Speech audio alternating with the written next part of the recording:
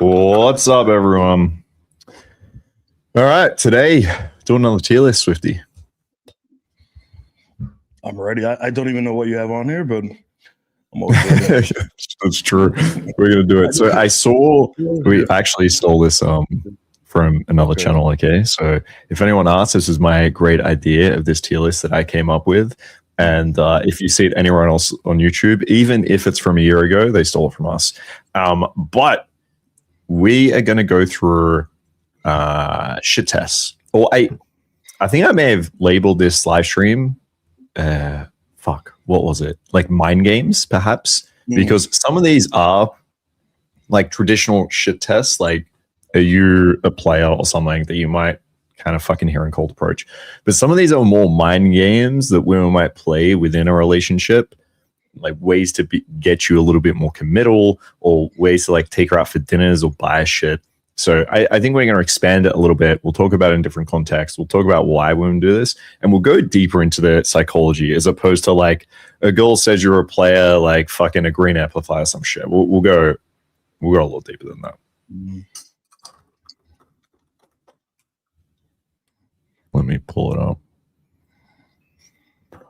All right. Blue says the tier list used made last stream for openers and approaches was amazing and very informational.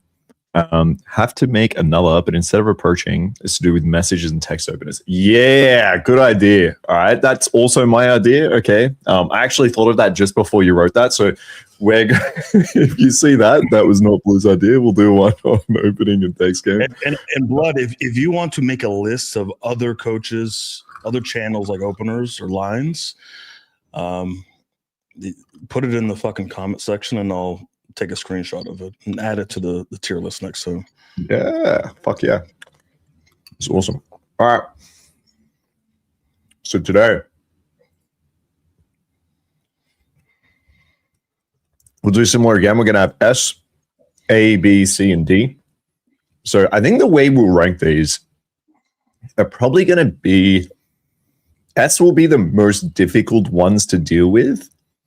Or if we think they're like the most advanced from women, I think that's how we'll go about it. And we'll also give you solutions in how we think you should deal with it. But that's how we'll rank it. So D is going to be something that's like really easy to get over. That's not very, it's not very like smart or beneficial from the goal. Some lame shit. And what do you reckon about that tier system, Swifty? We'll rank them in terms of how difficult. Can you see what's written down here? I have trouble on my computer or my mobile. I mean, I can, but I've got my big fuck ass monitor. But I can zoom in a little bit if that's. Yeah, I think much better. Yeah, if we go back and forth like that. Yeah. All right. Yeah, I don't know how guys go on a mobile. If anyone's on a mobile, let us know if this is okay. Hopefully it is. Okay. Let's and also, I'm not sure if I should go through. Maybe we'll do this summary at the end.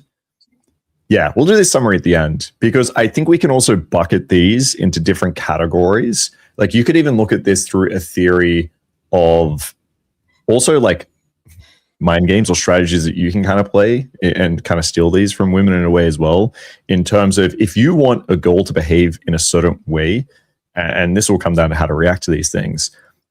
You can reward or punish behaviors. And each of these can either be like a positive or negative thing, like something you give or take away. So maybe we'll kind of summarize that at the end as well. Give guys kind of like a template or a strategy and ways to deal with these two. All right, let's start with her friends are rude to you.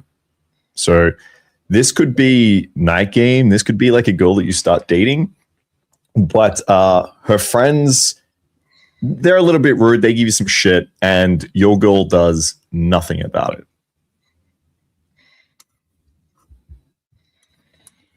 What do you think about this one, Swifty? I mean, again, I think it depends on the context. Is like a night game, cold approach? Is this like your normal girl, it's a girlfriend? I think it's kind of maybe sometimes expected a night game. A lot of guys are approaching. So they're just going to be rude maybe to just about any guy that comes in. is that a shit test, or is it just some bitter fucking cock blocks trying to prevent the hot friend from getting any attention? Mhm. And look, if it's your girlfriend, that changes everything, right? Like, why is your girl allowing her friends to treat you that way? Imagine what they're talking about behind closed doors when you're not around, too. That's not good. Like, that would be a major red flag for me. If that was my girl, I'd be thinking, like, do I want to actually like move forward with this relationship? Because I know these friends are going to cause a lot of fucking trouble. A lot of fucking trouble. And if you, I don't know, that one's tough. That's a situation where I would even be like, yeah, I don't know if this is going to last very long, because I do one thing wrong. She tells her friends, I'm a fucking abuser. I'm this, I'm that, I'm the worst motherfucker. Oh my God, he abuses you, this and that. You should do this and you should say that. It's game over. I've had that situation like 15 years ago with just one friend, a jealous friend. And it's just really hard to go against or get her to go against her best friend of fucking 20 years or something. So it just puts you in a situation where, it's not worth it usually. Unless you tell her, like, you explain to her, this is what your friends are doing, and this is why it's not good for our relationship. Can you not talk about us at all with your friends? Or can you just cut out your friends? Maybe, you know what I mean? It sounds kind of mean, but if she's willing to do that, then okay, maybe she could redeem herself a little bit. Yeah. I mean, I couldn't agree more. I think like, yeah, exactly. Night game, friends are going to be rude. Like, I'm not going to expect this girl that I just met to choose me over her friends after like 10 minutes. So like, this is fine, right? Her friend's almost job is to come in there and try like take away the girl from you. So yeah, you need to just win over the friends. You need to validate them a little bit. Come off as like a cool guy to them. So that's fine. But so I think this is more interesting to talk about, as you said, from like someone that you're actually seeing. And I think it even goes deeper than this. Like, I think, yeah, in that moment, your girl has to have your back. But I think even in moments where things are maybe, let's say, a bit shitty, like if you guys have a disagreement or the girl's upset, like I always think it's super important that the girl manages your perception to her friends. Yeah, 100%. Right? Because if I have a like disagreement, fight with my girlfriend, and she goes to her friends and he's like, yo, what the fuck? Like, Marcus said this or did this or this happened, blah, blah. You need to be careful, because if that's all you go and speak to them about, then your friends will fucking hate me. They'll think I'm a piece of shit and this won't work. So like, I think it's also those times to be like, yeah, we had a fight, but like, this was like kind of my fault a little bit too. And this happened and I still think it is awesome and da, da, da. Like, because yeah, if you're in a relationship, and I see this with guys where the girl only goes and says the shit things, they never go and talk you up, and then suddenly the girl's almost forced to choose. And if it's like 5 of her best friends against you, yeah, it's going to fucking ruin a relationship. So yeah, I think this is hard to deal with for a lot of guys, like dealing with their friends within relationships. I'm going to put this at like A, I think. I think even if you're like super advanced and experienced, like I think this is incredibly difficult to get over. That's something that I always talk about, like early in like before any kind of like committed relationship, where I talk about like, look, if you have like certain friends, that's a red flag. If I see you have particular friends that behave a particular way, that talk to me in a particular way, like in my head, I'm already kind of dismissing you a little bit. I think that's important to talk about, because you get feedback from her. And she's like, no, my friends are this and that, they're the best. I would have never. It's like, all right, well, that's going to be a tough situation in the future for sure. But I think worse, I think even worse, Mark, if there's like some dude in the friend group, in the social circle, you know what I mean? And she goes and talks to like one of the dudes, or maybe there's a group of girls and there's a male friend or something. That male friend is trying to fuck your girl. He may have some like, I don't know, good persuasion skills or something. And I think like even within like my relationship, I think very early on I like manages, even in the positive sense, where if there were girls that my girlfriend like I met and I'm like, these are awesome people and we get along really well and I like having them around, then yeah, I'm inviting them out to shit. Like I'm making sure we hang out with them. And then if there's someone that I'm like, man, this girl's fucking annoying. Mm-hmm. Like I won't invite her to shit. I'll like avoid going to plan. And then over time, they kind of leave our social circle a little bit too. And you mentioned like guys as well. Like, yeah, if there's like awesome dudes that I meet, then yeah, I'm inviting those guys out. I'm hanging with those guys. Like my girlfriend's best friend's boyfriend, if that makes sense.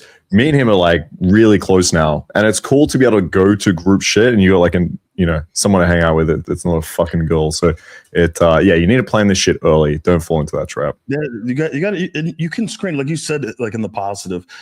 You can set certain frames in the positive and see how she reacts to it. Like, hey, friends shouldn't behave this way, right? Like you shouldn't go to your friends with all your issues all the time. And like see how she reacts to that. If she's like really pushing back, then that's probably not good. If she's like, yeah, I totally agree with that, I wouldn't do that.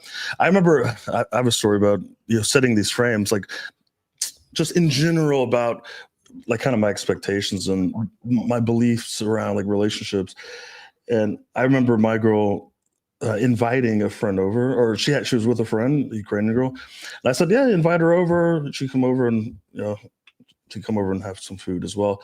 And she was like, she's not allowed to go to the guys' places. Like she was very proud of that. Like, oh, she's a good girl. She's not allowed to do that, so she can be in the same. I'm like, she did that like very proudly. Like, look at my new friend. Yeah, because she's not allowed to do that. Her friend's not allowed. Or like one time she got rid of a Russian friend because she was cheating on her boyfriend. And like I can't be around that. So I got rid of her, and it's like, I didn't like force anyone to do this. You know what I mean? It's just like, this is my expectations. And look, I'm not going to say anything, but if there's some red flags, I may just walk away and you may not know it, Yeah, I love that. That's awesome. Yeah, when your girl comes and it says like, let me prove myself to you through my friend. They're like, yeah, that's a fucking great sign. All right, ask you to cancel plans. So this would be in the context, again, of like someone you're seeing, and let's assume this is, we could pick a few different scenarios, I guess, but like, let's assume you have plans to like go hang out with your guy friends or whatever on the weekend. And then your girl's like, oh, I want to spend the weekend with you or some shit. Like, can you just like, you get to see them all the time. How about you hang with me instead? Yeah. What do you think about this one? Well, I again, it depends on the situation. If this is like a first, second meet, something like that, and she's like, oh, cancel that, cancel this. That could be like a shit test to see if like how much you really want to see this girl, right? And like you're like, okay, I'll cancel my my sister's birthday or some fucking shit. It's like, what a fucking loser, So that could be a test. You're gonna look bad if you're just canceling plans, like especially important plans with your friends or family. Now, it's a little bit different if like you met this girl maybe a couple times, maybe even once, maybe a few times. And she's like, cancel your plans. I need your dick so fucking bad, please. I can't take this. I need the 20 orgasms. Like I need that release even for 10 minutes. Like just be late. That's a little bit different. Like I'm not like, oh, this was a shit test. Like how could you? It's like, no, you're a fucking sex. Please be a fucking dick. Like girls are gonna do this, right? They're gonna be like cancel. Like girls want you to cancel every. Like you have a funeral to go to. Your parents look, cancel that. Like I need 30 orgasms. So like. That's a little bit different. Like I wouldn't be like, this is a shit test. How do I manage this? That's a little bit different. I think in like a long-term sense, also it kind of matters as well. Look, sometimes we forget guys are kind of just retards as well. Like sometimes the girls are just a little bit more, I don't know, mature or a little bit more intelligent. We kind of forget this sometimes. And sometimes guys are retarded. And maybe the girl's thinking like you schedule retarded shit, all the time, and we have like more important things, that we have to do and get done. In that case, make sure you're not a retard, and these aren't like retarded plans that you're constantly scheduling over important things. I think that's important. But also, if that's not the case, and she's always trying to get you to cancel plans, there's a level of disrespect there for you, for sure. That's not good. I'm just thinking about like our situations. Like I don't know, my girl would never be like cancel this, cancel that, unless she's like ovulating or something. because she would feel like that's like a little bit disrespectful to do. And she trusts like your decision making, like you're scheduling plans. She's like, this must be important. This must be important. I'm not going to try to get you to cancel something that's important to you. So yeah, 100%. Yeah, I like if a girl wants to do more shit with you, like that's fine for us, for her to be like, oh, I want to spend more time with you. I want to go hang out, or I want to do this thing, or like I want you to come over and fuck me, whatever it might be. 100%. But yeah, I think like what I see with some students, if it's this her trying to isolate you, is what I see it as. Like you might have been like, do you want to hang out this weekend? She's like, oh, I'm busy. But then she finds out you're doing something else. And now it's like, oh no, I'm free. Let's go do this thing. Like if she's almost like jealous of your time away, and it might not, I give the example of guy friends, maybe going to the club or some shit, right? Like maybe it's a jealousy thing. But if it comes from that place of control and like isolation, and I just want you to be with me, yeah, do not put up with that shit whatsoever. Go ahead with your fucking plans. But yeah, I mean, like there's always, for each of these, there's going to be a spectrum. And I like how you refer to this. Like one side is like, don't be retarded.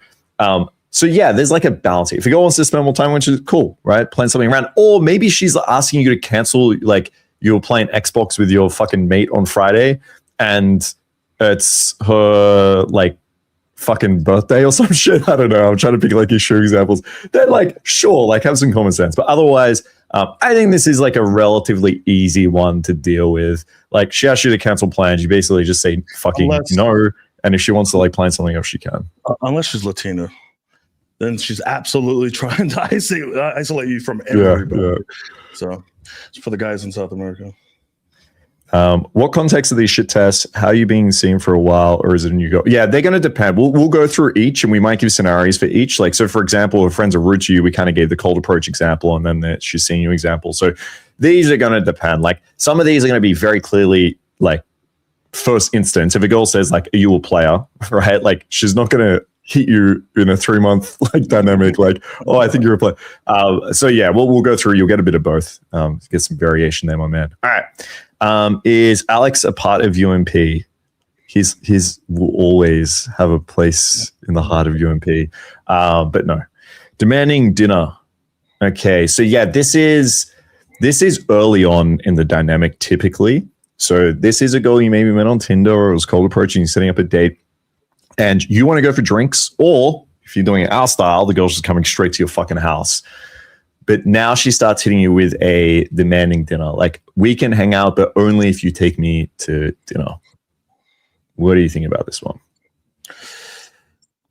Well, I mean, this is very, if you've dealt with a lot of Ukrainian girls or Russian, Ukrainian, Belarusian, this is like, most of you guys are going to get this if you try to do anything other than, especially if she's hot. She's hot, like she's going to be like, I only do dinner. The thing is, a lot of guys will just agree with that. Yes, okay, we could do dinner. And now what frame did you set? It's probably not one that you wanted. You probably just wanted to fuck her or like bring her over and have something casual. But the moment you go, okay, fine, we'll do dinner, she's thinking, all right, this is going to be some serious dates. We're like moving towards potential relationship, and she's not going to fuck you unless you run really good game on the dinner date. She's going to try her best not to fuck you for a while, right?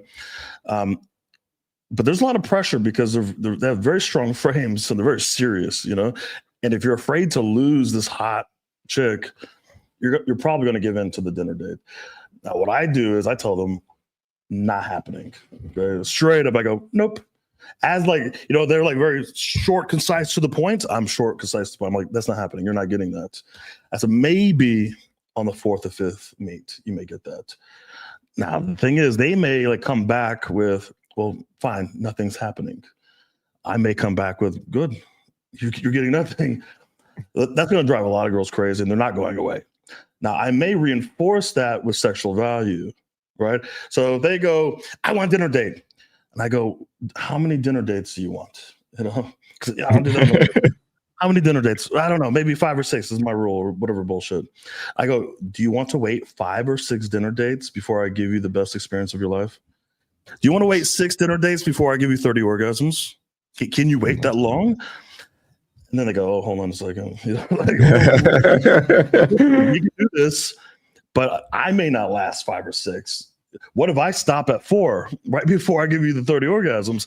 You know what I mean? You just wasted 4 dinner dates and you didn't get, the greatest experience of your life. Now that really shifts everything, because you're replacing what her initial perceived value was. What? I'll get like free dinner from this retard. Or they're assuming you're a retard just like the average guy. You know what I mean? Like, it's nothing personal. It's just most guys are like this. So they're going to try used to be retarded. Yeah, exactly. So like, it's nothing personal, but you have to like set the frame that you're not going to immediately just give her what she wants, right? Like, you have to set that frame, and she realizes she may walk away forever. That's true, especially if you're not replacing that value with something else. But guess what? If she doesn't go anywhere, now she knows like she's not making the rules, right? You're making the rules, but also you're compensating a little bit, like, great sex, orgasms, fulfilling your fantasies, something like that. And look, a lot of these girls will eventually they'll give in. It may not look like it. It's over text, and they may kind of disappear for 24 hours or 48 hours. But in my experience, a lot of these girls do come back around eventually. And also, it's like demanding dinner. I'm thinking, if she's not like Ukrainian, Russian, or one of these countries, I'm thinking, do I look like that's all I am? You know what I mean? Like just free dinner, like if a girl finds you so goddamn attractive, you're so sexy, she wants to fuck you so bad, she's not going to be like, dinner date or nothing. That's a little bit too risky for her. If she goes, the only value you have is like free dinner, and maybe you could be my provider guy at some point in the future after like 20 dates, I would probably start looking, reflecting about like how I'm being perceived by women. Because if you have like sexual charisma, you're very dominant, assertive, you give that energy off, a lot fewer women are going to be demanding dinners from you. Like, they're going to assume that you're not going to go with this. They ask for dinner, they're going to get rejected. So a lot of women are not even going to ask you for dinner. And that kind of tells you like how women perceive you generally. Yeah, I think that's a good thing to think about. Like, why is this girl asking for it? Because like the Eastern European thing, like sometimes they're very used to it, and like it might even be like the way they value themselves in a sense. Like if there's a guy that isn't willing to take me to dinner, then he doesn't respect me and he doesn't even like me. So like that's why the value needs to be replaced. Like when Swift does that, it's showing the girl like, no, I value you, and I value you because I'm going to give you this. Instead of giving you like a dinner, I'm going to give you the best experience of your fucking life. So I think that's a really good frame. I've also seen you use before that I thought was good, where you said something along the lines of, wow, that's moving a bit too fast, right? Like I saved dinner dates for like the 3rd date or something, or like that's a little bit serious. So even then taking that, I hate using the word fucking prize frame, but like taking that idea of you being the one that like, hang on, you got to earn this shit a little bit, okay? Like I got to figure out if you're good enough to take the dinner. I think is a nice like flip of the frame there as well. What it does with these girls, it makes them feel a little bit desperate. You know what I mean? Like to them, it's like default. They just kind of boom, boom, boom, dinner date. And then you kind of give them a little bit of a different perception about what they're doing. Now they're feeling like, wow, I'm like chasing this dinner date. I feel a little bit desperate. So they have to like qualify. No, I'm not like desperate. It's because, I'm from Ukraine, or I'm a lady or whatever. So we just kind of break out of her routine a little bit. I'll sit this and see. I mean, it doesn't sound too difficult to get over, right? Well, the thing is, if you don't have, the thing is, this is going to be difficult for most guys, at least from my experience, because they're too afraid to lose a girl, especially if she's hot. Yeah, they just agree to it. You're right. Everyone just agrees to the dinner. Yeah, and like everyone just goes, okay, well, let's do that. But even if they go against it, they don't know what to do at all. And if you don't replace it with some sort of value, then you're going nowhere. So it's going to be very difficult for most guys. Cool. Easy. This is going to be similar. Okay. I need a man to look after me.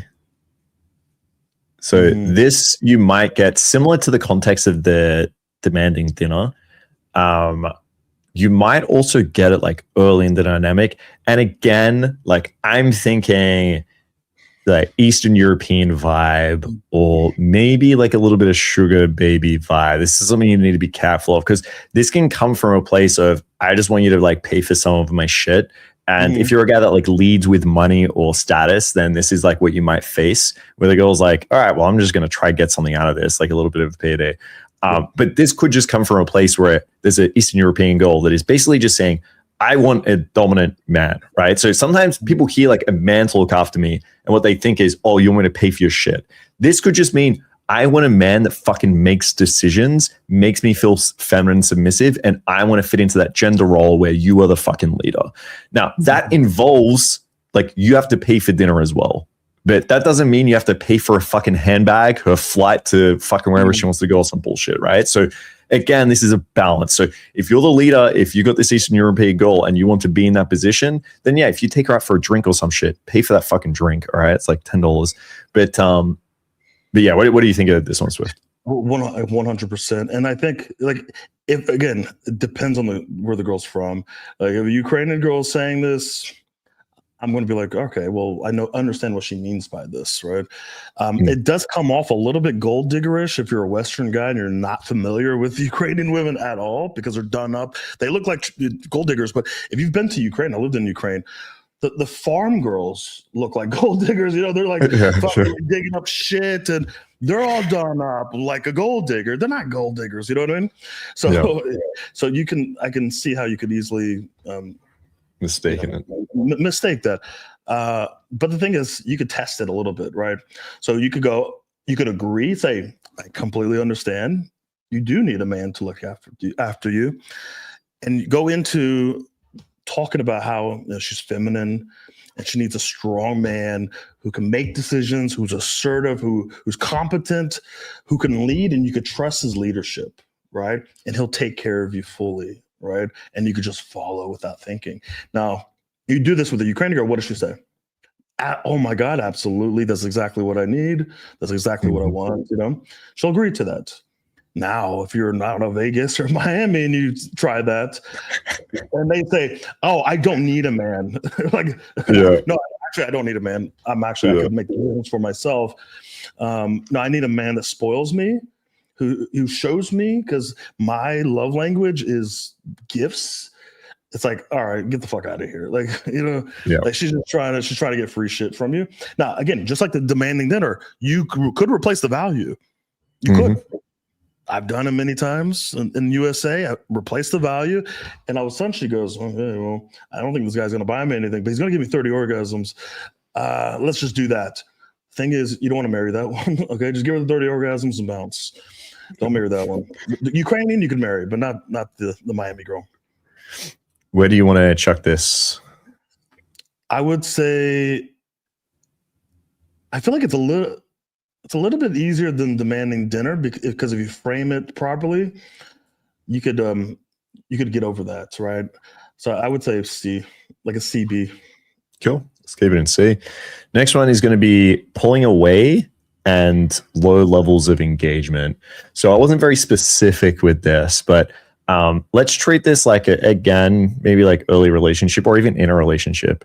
Pulling away in general. So less affection, less time, not engaging through text as much, or, you know, how this might look. This is a very broad, how do you respond when a girl starts pulling away? Well, I mean, this could be like within an interaction in my game. Yeah, or it could be early, My game, like you've been talking to her for 30 minutes and she's like, not engaging so much.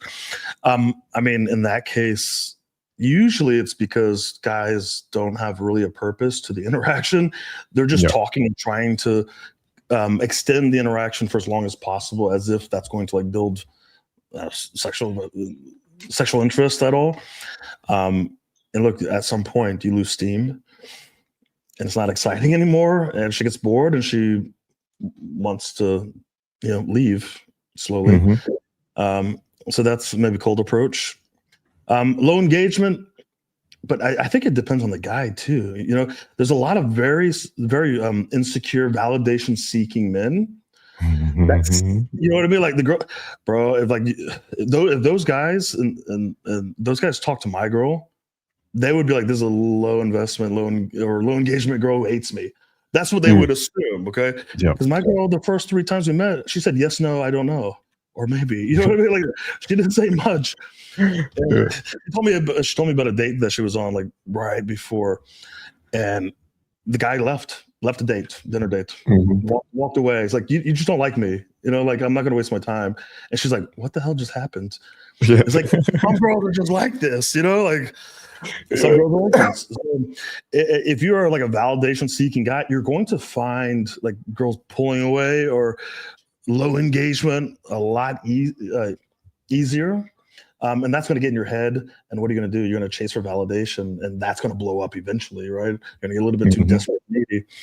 So, like, you know, you got to make an assessment within the interaction. Like, why is she like not engaging at this point when she was engaging before? What am I not doing? Am I moving the interaction forward? Am I not DHVing? Like, what the fuck is going on here? And make that adjustment to get her back, right? Now, relationship. That's a little bit different. I don't know. Low engagement.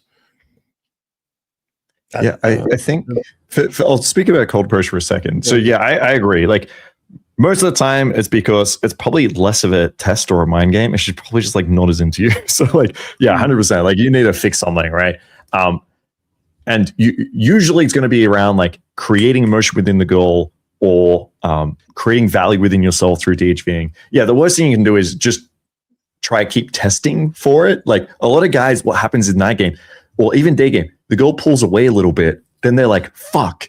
And they either leave or they try to test for it where they're like, they try to make out with the girl, or they'll be like, oh, let's go to the bar and get a drink. It's like they pick the worst moment when the girl is the least engaging to try to move things forward there and test, as opposed to just thinking like, okay, how can I make this more engaging? How can I bring it back a little bit? How can I talk about it myself in a way that's going to be more interesting and high value? And then, yeah, in the relationship, again, you could probably apply a similar metric where if she's pulling away, it's probably because you've done something wrong within the relationship. So it's hard to talk about that. I mean, it's a broad sense, but you're probably fucking up. The only other thing is if you're a guy that tries to, as you said, validation seeking, tries to fix or seek that thing, girls realize all they have to do is to get attention from you, and to get whatever they want is to just pull away, right? Because if the minute she does that, and then the guy's like, what's wrong? Is everything okay? Like, can I do something?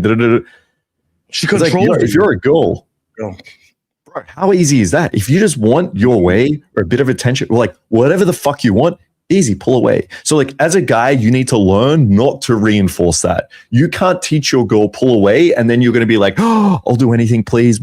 Fuck that, right? Like if you're in a relationship and a girl pulls away, sure, think about like a meta thing of like what you fucked up with. But if she's just using this as a mind game and a tactic, I don't give that fucking attention, right? If she pulls away, I let it go. Or at the very least, I'll just say like, you seem upset. Is there something you want to talk about? If she says, I'm fine, okay, cool, I'm glad.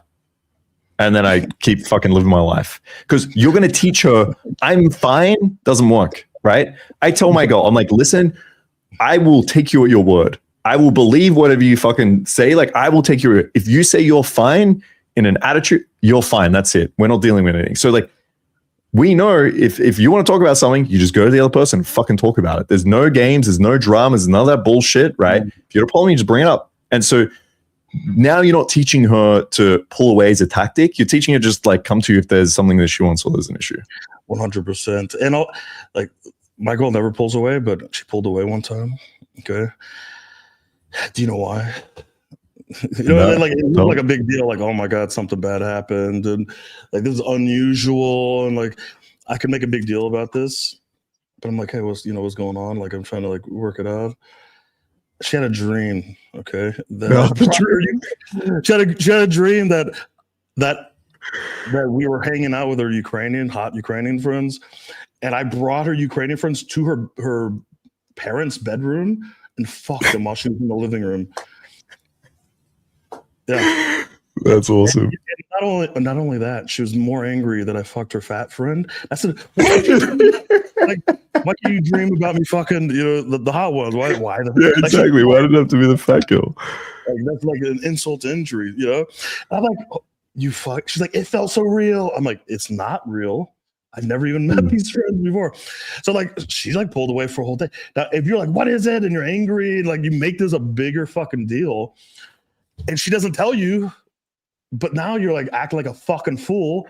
And then now she's talking about some other thing that you said like a year ago. You think it's that thing, and now you're arguing about that. Yeah. It actually brings in something else. She's like, well, you don't care about me. You're like, you probably just want to fuck other girls. Like, what are you talking about?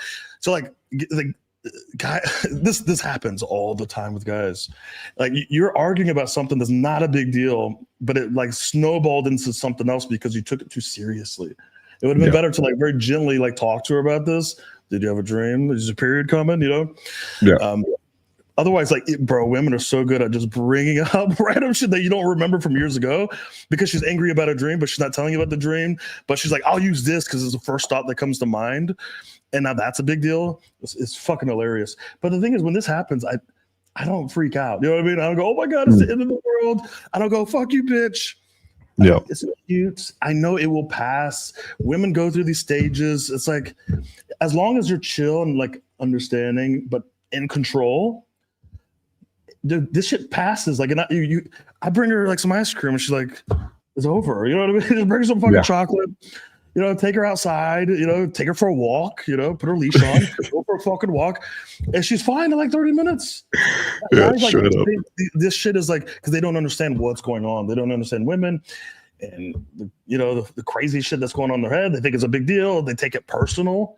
It's like sometimes it's fucking women. Yeah, you got to be stable through this. Yeah, stable, composed.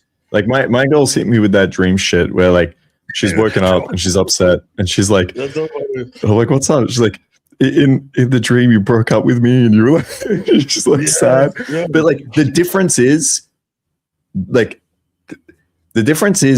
you want the girl to be able to say like, I'm upset. It's not your fault. This is not to do with you. And I'm just letting you know. And now I have to deal with this. So like, she will do this thing where she'll just come up to me like, yeah, I'm sorry. I'm really sooky. And then she'll be like, I just need like a hug or something. And it's like, cool. You can give her a hug and she can sort of shit out. Like that's going to happen. Some guy, especially when you're living with a girl, like that's a very good sign in your relationship when girls do that, because she may think, if I say anything, you're going to be heated. You're going to lose your patience. You're going to be angry at her. There's going to be a conflict, an argument. So she's going to hold back. Imagine if she holds back every time there's some like a little thing that means nothing. It just it snowballs and snowballs. And then she starts to look at you kind of with resentment. She can't really trust you anymore. It's not good. It's a great sign that she comes to you and like, hey, I'm being a bitch. Like my girl was like, I'm being a little bit of a bitch today. I'm sorry, it's not really your fault. Thank you for being patient. You want to get like something to eat or something? I'll probably be a bitch for another hour, but it's not your fault. You're very nice. Like something like that. It's like, yeah, it's no big deal. I'm not gonna be angry about this. You're a girl. Yeah, girl, do this. Like you're not gonna stop women from behaving this way, guys. Doesn't matter what you fucking reach. Women are gonna be women.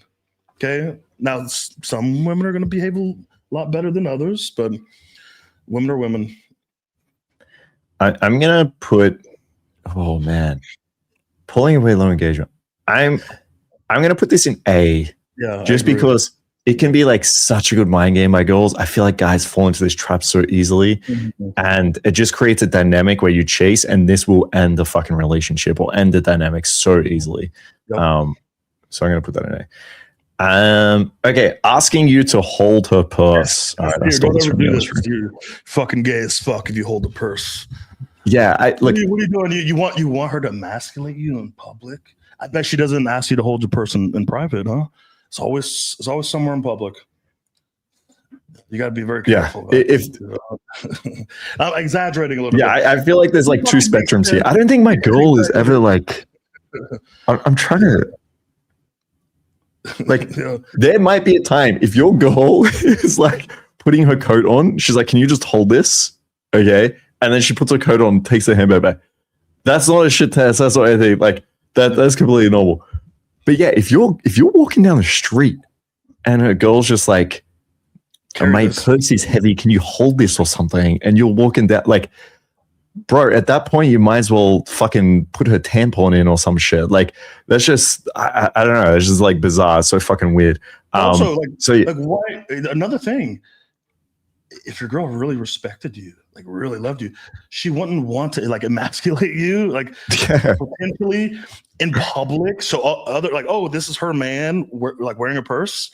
Like she wouldn't want that. So she wouldn't want you to carry her fucking purse because it's gonna look bad on her. Yeah. This is yeah, I'm gonna put this in.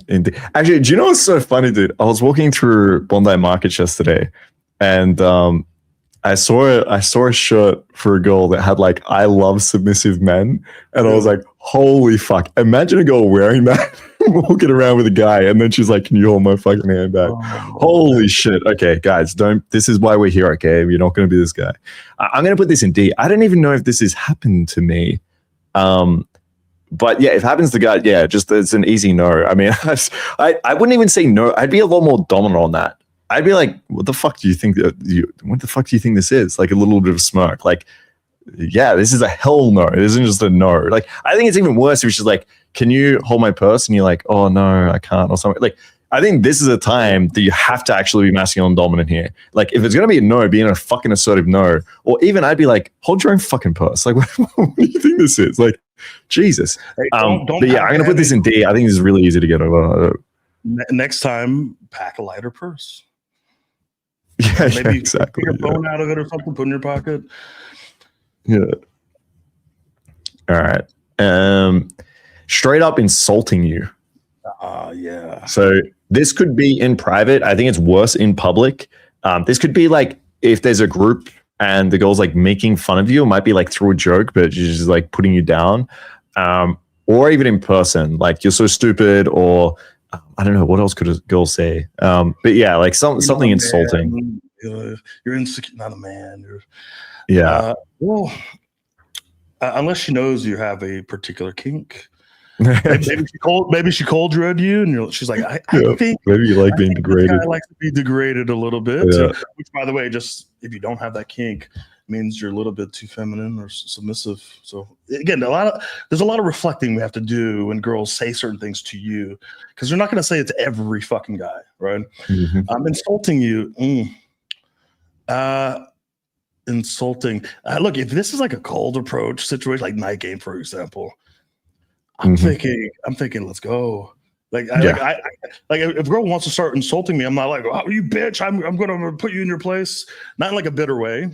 Like, do you have to respect men? I'm thinking, this is a brat, and she thinks that I will put her in her place. Again, it's the perception kind of shifts a little bit sometimes. She looks at me, and if I'm looking mean mugging the whole fucking time, I got the tattoos, the beard, I'm big.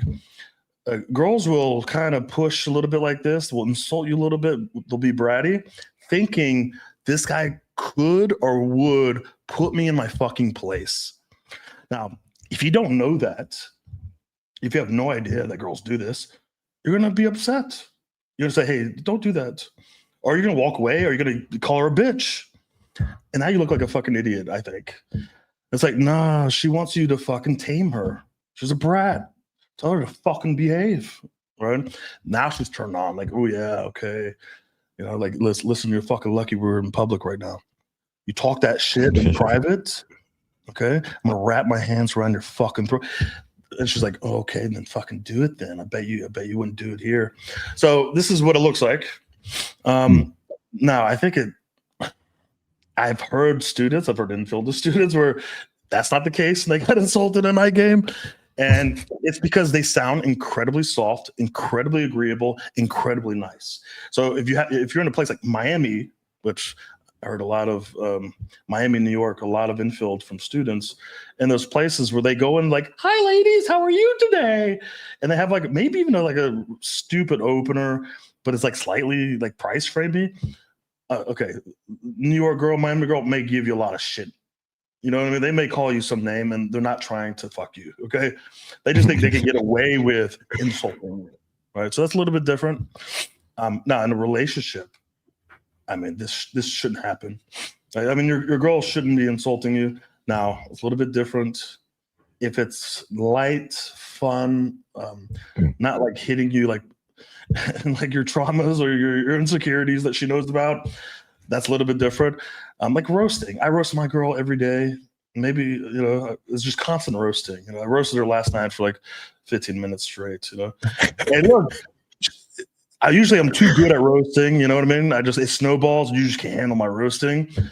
But she gave me some good roasting back. You know what I mean? It was like pretty solid. I'm like, yeah, that's pretty good. Like, you're getting better at it. Well. I taught her well. So that's a little bit different. She wouldn't like try to hit me with anything like deeply personal or something. But she thinks I would be able to take that. Not in public would not happen. Not even close. It wouldn't even be roasting because that could be perceived by other people. They may not understand that we have this like little roasting back and forth. So she would never, ever do it in public. Absolutely not. Not to her friends, not to family, not in public. That wouldn't happen. And that's just a sign of absolute disrespect if your girl is insulting you in public. Like, she's absolutely trying to like devalue, degrade you in front of other people. Maybe she's trying to elevate her own status above you in the eyes of other people. That's not fucking good. That means she cares a lot more about what other people think and her status than the health of your relationship and you. So that's absolute cannot happen. You stop it. You tell her, hey, don't fucking do that again. Explain to her why. She does it again. Boom. She's gone. It's not good. If she's not going to stop one time, it's going to keep going, and that's never good. And we see 100%. A lot of average guy in like marriages. Man, like, I don't know about in Australia, but in America, you walk through like a grocery store, like Walmart or something, you just hear wives like being really mean to the husbands. Dude, like, it's so embarrassing. I mean, we saw like, what was that famous example? Akash Singh and his wife or something. She's like fucking roasting him on his fucking podcast, podcast. Like, and I'm like, yeah, it's wild. Like, do you not care about his fucking perception? Do you not care about, like, it's insane. And I think it just makes you look shit as a person. Like, it's life. It's his career. It's money. Yeah. Like, putting that in jeopardy.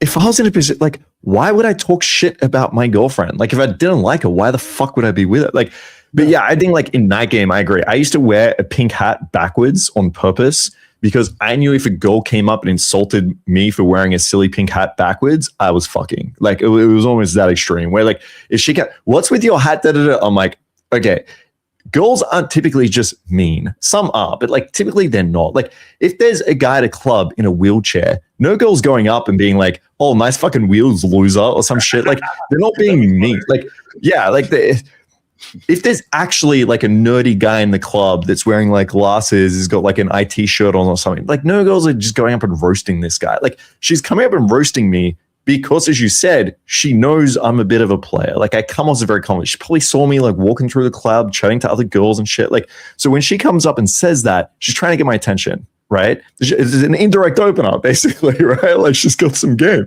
And she knows this is a room for play now. It can be a room for flirtation. It can be a room for me to fucking put her in a place and make her feel a little bit more feminine. So yeah, I think that is, it's really, really nice when a girl actually comes up and insults you in cold approach. In a relationship, I agree. In person, like, if my girl, we go to play pool and she's like, I'm going to wipe the fucking floor with you. And I'm like, all right, bring it on. Fucking let's go. Like, that can be like fun and whatever. But if your girl's just calling you like stupid or something, or you're in public and she's giving, that's fucked, dude. That's probably a sign of just a really toxic relationship, and maybe your girl's resenting you and doesn't even want to be there. Like, if it gets to the point where the girl's insulting you, that relationship's probably over, to be honest. You didn't have a backbone. You didn't have a spine the entire time. Yeah. Like, Jesus. It's not going to just come out of nowhere, you know. I'm thinking like put this in B, just because I think it's very confronting for a lot of guys. I think they either get offended and they're like, fuck you, right? I think they find it hard to be flirtatious in that game when someone's insulting. And they might find it hard to deal with in a relationship. So I think B. How does that sound? Yeah, I think B in cold approach, and maybe I think it's S tier if it's like fucking relationship, because there's a lot, there's a lot going on there that it's going to be almost. All right, let's set it in. Let's set it in between. We'll set it in A, then we'll find the happy middle. Okay, next one I have is validation fishing. So apology or praise bait. This is where I see girls will do the whole like. I mean, the best example is probably, does my ass look good in this skirt or dress or whatever the fucking like movie example is, right? But it can be a little bit more advanced than that. Like, this could be the yeah, oh my God, I just don't look good tonight, or oh my God, this doesn't look great. Like they'll kind of put themselves down a little bit, but they don't really mean it. And they're hoping to get like, oh, the girls do this all the time. Oh my God, all the time. I look so bad in photos. Meanwhile, Instagram 1,000 posts, like she's got 500,000 followers. Oh my God, I just look so bad in photos. It's like, if you really you look bad in photos, you wouldn't be asking for everyone to take a fucking photo of you, posting on Instagram every fucking 3 seconds. Like, she's basically just being like, everyone praise me for being how like fucking good looking I am. All right. What do you think of, I went on a bit of a rant there. What do you think of validation fishing? Well, I immediately think this is easy. Like, if it's a cold approach and like it's clear that that's her archetype, that's her personality type. Look, I have students that are like this as well. I've had a couple students. And Sure, yes. And the women, they identify that early on, and they actually really manipulate the guy throughout the relationship to get what they want. And it's also a little bit addictive because it's very easy to manipulate someone who has this issue. So like, women have a fun time with guys who have this. But I think it's pretty easy to handle. One, just don't give validation. So that's an easy thing. And just by not giving validation, you don't have to do anything else and just have like a normal conversation. She's going to chase for that validation. You could take it even further and strip validation a little bit, from the beginning. And if you do that, what's going to happen? Especially in a night game scenario where you strip validation, you walk away, she's chasing you. Like, she's following you around the entire club, trying to get that validation. So I think this is super easy to handle. Just don't validate. Even in your tone and your voice and the way you talk to her, don't sound validating. You can sound like a little bit matter of fact or judgmental, or strip validation and go, okay, I don't know about this, but let me try to get a little bit more investment from you and extend this interaction so I could DHV. And she's not going anywhere.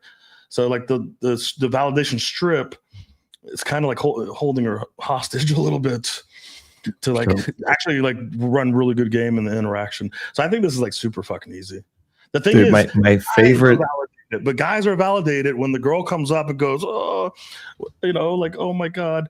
They go, oh let my me God, save you and tell you how good. Yeah, let me give you compliments. So guys feel validated, so they want to be nice back. And guess what? We've seen this so many times, and like, especially with students, the moment they get validation, it's done. I remember one of the extreme examples of this was in do you remember the Kazakh girl during the boot camp in Warsaw? She was trying to sleep with all the students. Oh man, you'll need to be more specific. She had like glasses on. She's from Kazakhstan. She tried to sleep with a few of the students, and I don't know if anyone pulled her, but I was coaching, and like someone brought the girl over while I was trying to listen, and I'm like, she's like talking to me, and I'm like I'm too old for you, because she's like 19. And she's like, oh, stop it, I have daddy issues. And she just kept going, and she was like really distracting me. I'm trying to coach. I'm like, how do I get rid of this fucking girl? You know what I mean? And I thought, okay, I'll just validate her. It's very simple. I'll give her attention, I'll validate. And I go, listen, you are amazing. Like, you're so beautiful. You are so beautiful, and you're so amazing. Like, I'm gonna treat you really, really well. Like no man has ever treated. She goes, this is so funny. I didn't think it would be like this quick. She looked at me and she went, yeah, okay, that's turning me off. Well, nice to meet you. She shook my hand and walked away. She shook my hand. You know what? That is the biggest insult. Okay, nice to meet you. That should be the biggest insult the guys ever fucking receive. Dude, that's so fun. My favorite thing to do when girls do this whole like validation, fucking seeking and baiting shit, is just agree with them. So when they're like, yeah, I'm not very good in photos, blah blah, I just look at her photos and be like, yeah, you're right. And then like, it's so funny because they get offended, but like they can't. I'm just agreeing with you. Like, and sometimes all there is, I agree with you. I'm agreeing with you.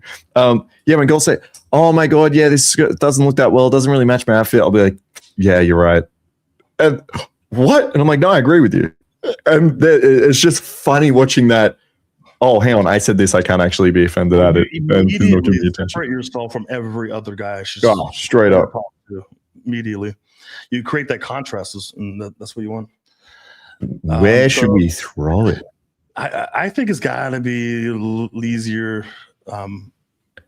Let's see. That's tough. I think C or B. A lot of the guys do fall for that. That's the thing. Yeah, they do. Ooh. Let's go B. Yeah. I think it's so easy to try to be nice, right? It's so easy because especially like the girls coming across as vulnerable, so it makes the guys feel strong and tough. But like, yeah, okay, I'm happy with B because that is a really nice manipulation tactic from girls to be able to use vulnerability against the guys. Yeah, okay. And we're thinking about like the girls that are like overtly doing this. There's girls that do it very subtly. Oh yeah, it's very difficult to like identify that. Girls do it to other girls. Like I've been in social circles where girls do this back at each other, where they'll be like, "Oh my god, I'm so bad at this," and they're like, "No, you're amazing. I'm the one that's so bad at it." They're like, "No, you're incredible at it." It's just like circle jerk of like seeking each other's validation. It's so funny to watch. And then the best is that they'll look at you and be like, "Yeah, no, I agree." Like, what? You're like, "Yeah, I don't think you're very good at it." Can you imagine if we did that? Like, can you imagine if we did that? Yeah, we just sat around in a circle and was like, "Oh my god, like, I'm so." That video I made, it's like, no, it was the greatest video you ever made. Yeah, it was amazing. It's like, man, I suck at the gym. I just can't bench anymore. You're like, no, you're so strong. There's a lot of guys out that would love to, be as strong as you. Yeah, no, that's great. All right, disagreeing with you. So this is fairly broad. We could think about this in cold approach, and also like I guess in relationship sense. I don't think this is a big issue. Like a girl is okay in a cold approach to have like a different opinion, disagree. It's really about what you do with that. So girls will disagree. It's going to happen. It's what you do with this. You don't want to change your opinion for a girl. So like if a girl says like, I'll pick a really lame example, but you're maybe talking about like the clubs that you go to or where is good nightlife. And the girl's like, "Oh my God, I actually hate that club. This one's way better." And then if you switch your opinion, you're like, "Actually, you're right. I really like that one too." You sound like a pussy. Sometimes I will change my opinion just so I get to disagree with her. If she tells me, "Do you know what? Club X is amazing." And I'm like, "Fuck, that's my favorite club." I'm like, "Fuck." I'll turn around and be like, "Yeah, but," and I'll just like disagree about something. And I'm like, "Oh, there's this other one that's like really cool to go to." Like sometimes I'll manufacture disagreement just so I don't look like I'm just fucking agreeing with all this shit. So yeah, don't change your fucking opinion. Stand by it. Sometimes you can artificially do this. Like I will tell girls that Swift might actually do this, but like I'll joke and tell girls like women shouldn't be allowed to vote just to create like some disagreement there or some like polarity. But yeah, if she disagrees with you, that's fine, right? That'll happen. Like as people have different opinions in cold approaching, just don't shift your opinion. Yeah, and I think this is a very underrated, like very common shit test, right? Because I've seen girls like disagree, and I can see in their eyes they're kind of like waiting for you to change your opinion and agree with them. So like they're just used to this pattern. So guys must be doing this all the fucking time, right? Now, I think the amount that they disagree with you over a particular amount of time matters, right? So like if I'm like 5 minutes in the interaction, like I'm not thinking much of her disagreeing with me. She's a girl, she's gonna disagree. Maybe it's a test, maybe it's not, maybe she just disagrees. But I feel like the longer I'm with the girl, the more I'm talking to her. There should be a shift away from like constantly wanting to disagree or actually genuinely disagreeing to, okay, this guy knows what the fuck he's talking about. He has authority. Yeah. He's fucking competent, but he's persuasive in tone. It's very important. Like if you're like, "Oh, I don't know. I think it's this." She's not going to be convinced enough to shift her opinion away from, So I think the more convincing you sound, the more authority you have, right? The more girls are going to start second guessing themselves, like with opinions they've had their entire fucking life. Yeah. They could shift, right? So like if girls are not shifting away from this constant disagreeing with you, again, another point where you need to reflect quite a bit. Yeah, this is at UMP. We teach something called sexual authority, which you'll only ever find taught here, and no one else fucking understands the concept. But that's what it's all about. It's about finding a topic like sexualization, like, you know, the way she sees men and views sex, and she will have lifelong opinions that she will alter and that she will change because of your authority, because of your expertise, because of the way you come across. It'd be the same way, like if I pick an analogy, maybe like I know a little bit about, let's say, sport, right? So I know a little bit about sport. I played cricket and did martial arts growing up. But like, if I met someone that was like a fucking kickboxing world champion and has been training for so many years, and he comes up to me, he's like, actually, that technique that you've done for like your 10 years of kickboxing is actually like a little bit wrong. You could do it. Like, I would trust in that person and I would have authority, even though I've had a lifelong opinion about how I should kick and I've been like training for like 10 years. I would believe in it. And so you can have the exact same effect on a girl when you come in and you say, actually, right, here's my dominant masculine presence. We have some routines to do this, but like, let me cold read you, show me that I actually fucking understand you. Let me show you the amount of pre-selection experience that I do have. And then here are my opinions. And the girl tends to soften and fall into those and change her mind about how she views things. And also there's a huge attraction trigger there. When you get to disagree with girls, when you get to set authority frames, like, that's what girls fucking love, right? They love a confident man. It implies status, implies pre-selection. It's just a huge attraction trigger. So I would say disagreeing with you, I want to put this maybe at like B. I just think there's so much value that can be had in dealing with this the right way. Yeah, and in terms of like maybe longer term relationships, I mean, I don't think your girl should be constantly disagreeing with you. Like your girl's going to disagree at times, right? Mm-hmm. From my experience, even if you do a lot of things perfectly well, okay, you have full authority, you always make the right decisions.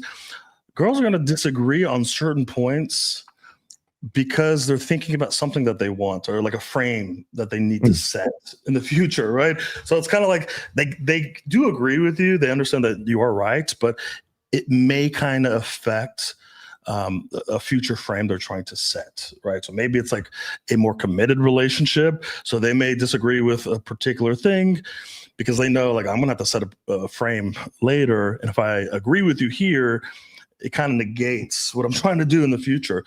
But if the girl's constantly, your girlfriend is constantly disagreeing with you, that means she doesn't trust you fully. Mm-hmm. She really does not trust your leadership, your decision-making. It means you're like a maybe guy. I don't know. We'll see. I think, I feel. You don't have a whole lot of authority, and she doesn't fully trust you. And maybe you're just not a very competent person in general. And that's not good. Like, again, you gotta reflect. You gotta self-reflect. If your girl's always fucking disagreeing with you, like, she should look up to you and like shut her brain off and be like, hey, look, he makes great decisions. He's typically correct. He sounds convincing, you know what I mean? More convincing than I am in my own head. And they should be able to like shut off and just follow straight up. Yeah, 100%. Like, and the way I see it as well, it like, disagreeing sounds so strong. Like, you shouldn't have a girl that is like, no, I disagree. I think blah, blah. Like, what that disagreement should look like is, oh, hang on, how come? Or like, they want like an explanation on the decision. And then they might offer like, oh, well, I was thinking like blah, blah, blah, blah. That should be like a conversation, not a disagreement. Right. And I also think like this could even go both ways a little bit. Like, I think it's okay when my girl decorated this place, I'm just like, go do your shit. Like, I don't give a fuck, right? Like, you know how to decorate more than me. I'm not that creative. Like, go do your shit in the same way that you think that. Or like, when she cooks me dinner, I'm not sitting there being like, oh, actually, you should use this. Like, she's way better cook than me. Like, go figure it out, do your shit. Like, it's awesome. In the same way you feel about that is the same way the girl should feel about you when it comes to all the masculine decisions that you're making in your life. And if she questions it, it should be like a question, not like a disagreement in my mind. So yeah, keep a lookout for that. Yeah, but I put this in. Just real quick for the guys. Even if you like the food and you don't care, every once in a while, just send it back. You know what I mean? Just say, like, she could, maybe she cooked for like 3. It doesn't matter. You don't have to do this every week. Like once every like 3 to 6 months, like you choose. Just be like, listen, I don't like this. Like it's undercooked. I don't like the flavor. Hey, you usually do a very good job, but this is not it. Like you have to do this like at least twice a year, at the very least. It's so funny. Don't you agree with that, Mark? No, I 1,000% agree. The way you said send it back, I'm just picturing you like at the table. She's like a waiter, bring it over to you. Like, actually, can you send this back? It's a little bit undercooked. Could you tell the chef that? It's just a funny way to go about it. But yeah, you should be honest. Like, you can trust in someone and still be honest with them. Like, if my girlfriend was to make me something and it tastes like shit, and she's like, "Do you like it?" I'm like, "No, not really. Honestly, the last time you made this was something so much better."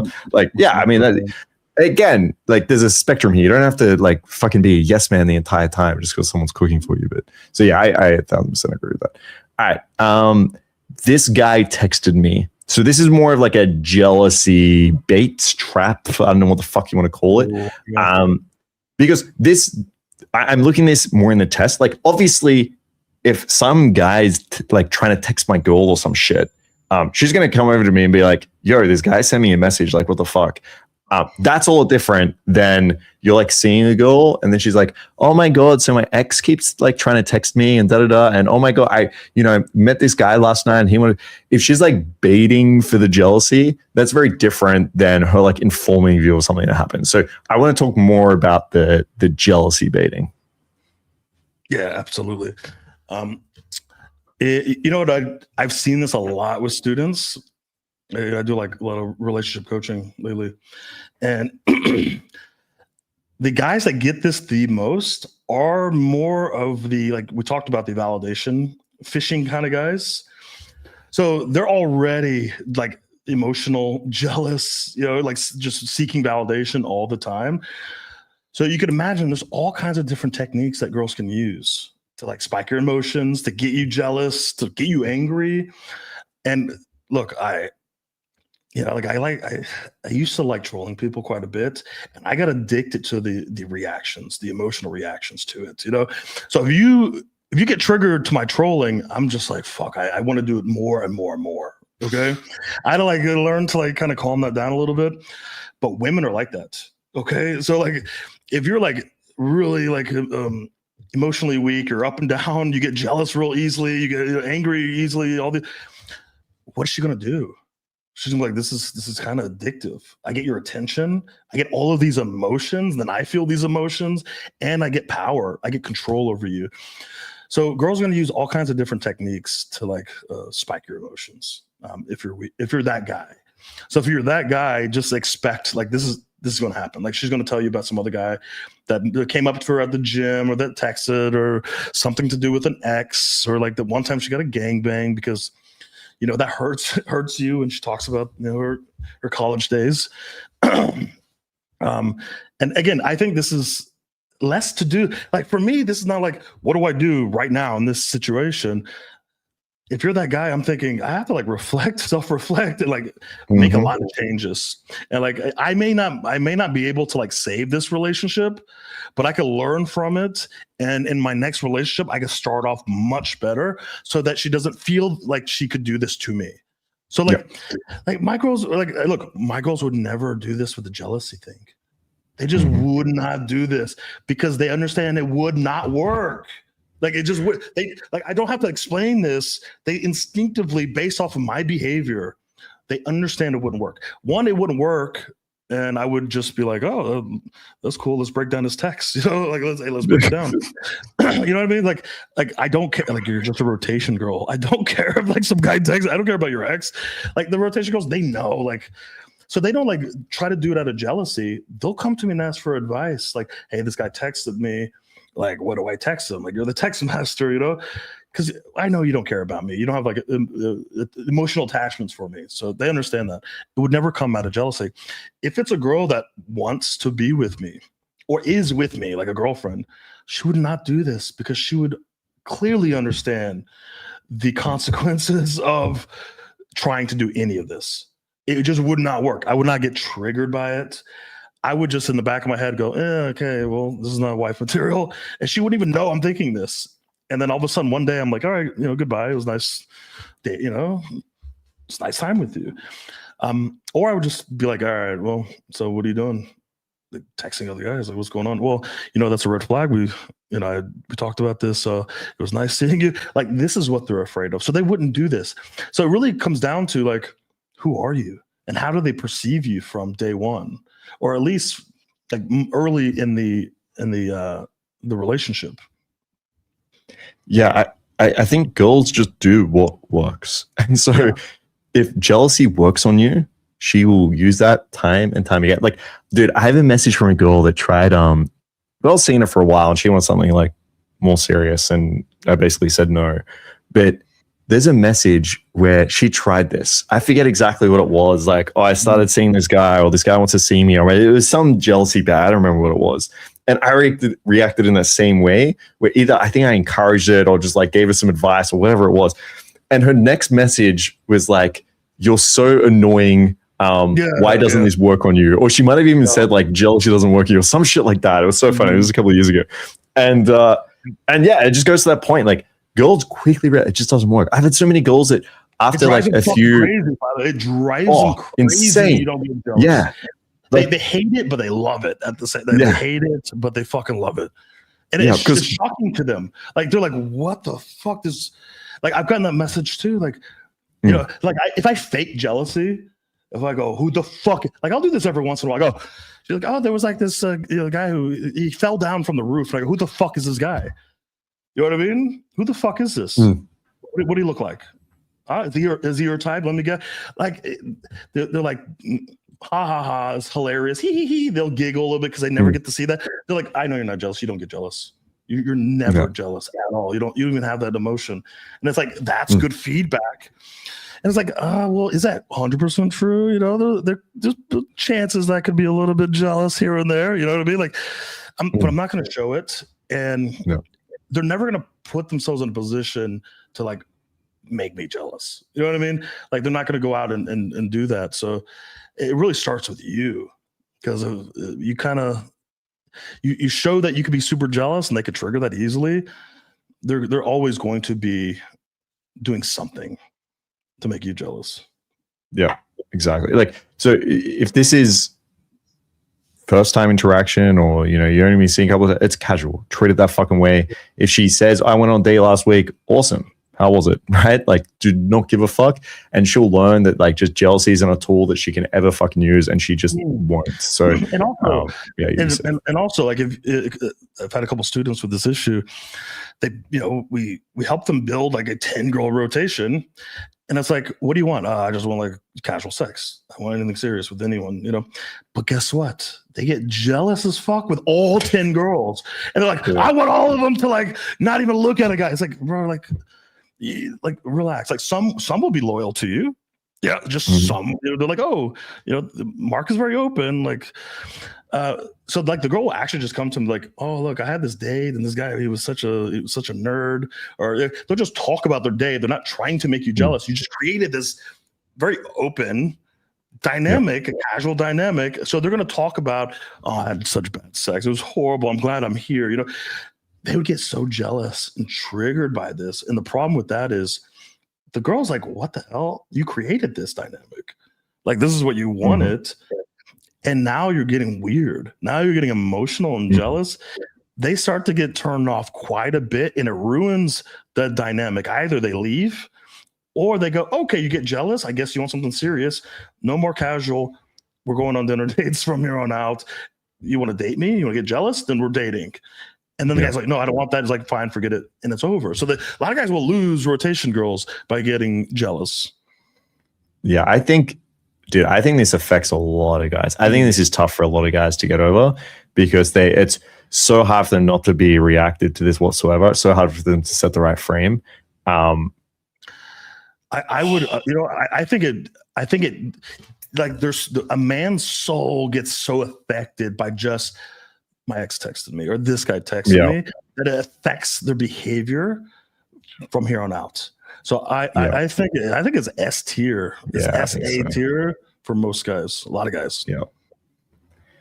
I agree. All right. Accusing of you being a player. This is cold approach. This is, do you say this to all the girls? You're such a fuck boy. You're just going to fuck me and dump me, blah, blah. Like, this can be a concern. Every time I hear any coach talk about shit tests, they are so retarded. Oh my God. They just don't realize that some of these things are just a concern, right? Like, there will be a girl that is like, oh, I don't think I can come back to yours tonight because I have like work at 5 a.m. I need to get up for blah, blah. And coach is like, that's a shit test. This girl is trying. It's like, or she has work at 5 a.m. and it's currently fucking midnight. Like, blah, like solve the fucking, or even something like, oh, my friend's got my keys and I need to go get my keys from her. But oh, it's a shit test. This is one of those things that, yeah, most of the time it might be like a little bit of a shit test. She's having some fun with you. She's flirting and bantering. Other times, if you're on a poll and she's like, hey, I just think that you just fuck a lot of girls and like, you're just going to fuck me and never see me again.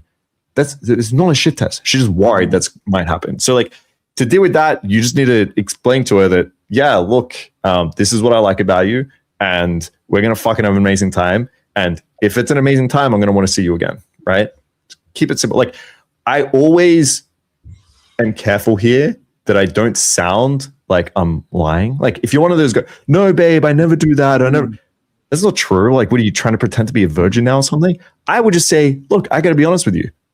I love sex, right? Like, no girl's going to be like, liar. No, I do. And if we have incredible sex and we keep having chemistry and I'm like, yeah, of course I'll see you again. Like, it will just get better from there. We kind of get some version of this quite often, but I think it's so easy to deal with because it's almost like she's kind of setting you up for a DHV a little bit, you know? Yeah. It's like a little bit of concern, but it's a DHV. Now, if I think she's like framing this in a way that it's actually a concern, then I'm going to handle the concern, right? I'm gonna be like, listen, you know, essentially, listen, I'm not going to kick you out.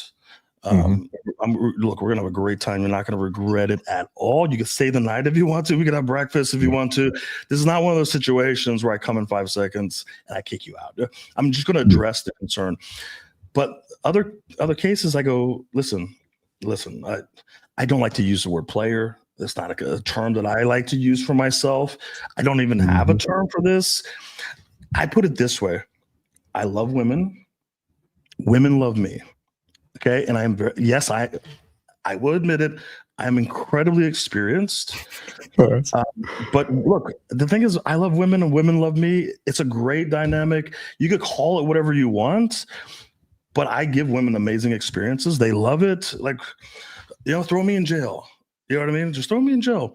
You know what the good thing about this is, you know, you're going to get a great experience, right? Don't you hate that? Where you meet a guy, you go home with him, he's not a player, so you're like, yeah, he's not a player. Great, yes.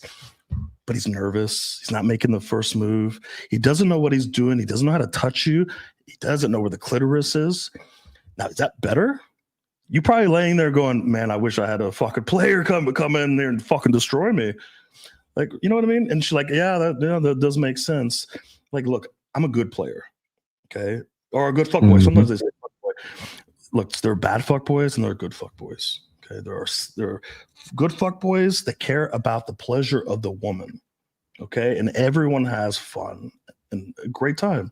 There's bad fuck boys. Okay, they're bad. They just fuck you for a second and they leave you in red and you're left with this bad taste in your mouth. I'm one of the good ones. You know, like, this is 100% work. Every fucking time. A little bit of logic, a little bit of humor, and not going, no. You're the first girl that I ever talked to. Oh my. Now you just DLV yourself.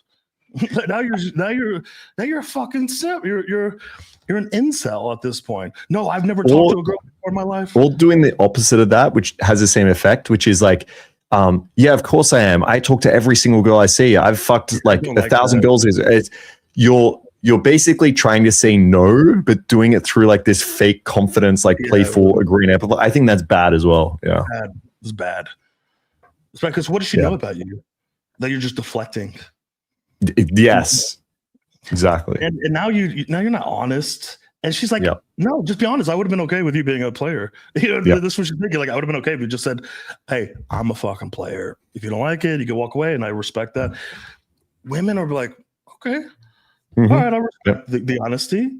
That's the thing. So, you know what? That's the most amazing thing. And what drives me crazy with a lot of the coaching advice or a lot of pickup guys, a lot of things that they make complicated can be solved with just being honest. Like straight up, just being straight up honest with the girl, looking her dead in the eye without stuttering or sounding nervous, just being honest and direct. Yeah. Like that solves so many issues that these guys have all these complicated scenarios and this and that. It's a shit test. And just be honest sometimes. And the girls will be like, okay, like you're honest. I don't like maybe what you're saying. I don't like how blunt you're being, but at least I know that you're going to be honest with me. So like, I'm not constantly thinking like, is he deceiving me or not? Yeah. You know, at least I know where you stand. I've gotten that feedback so many times.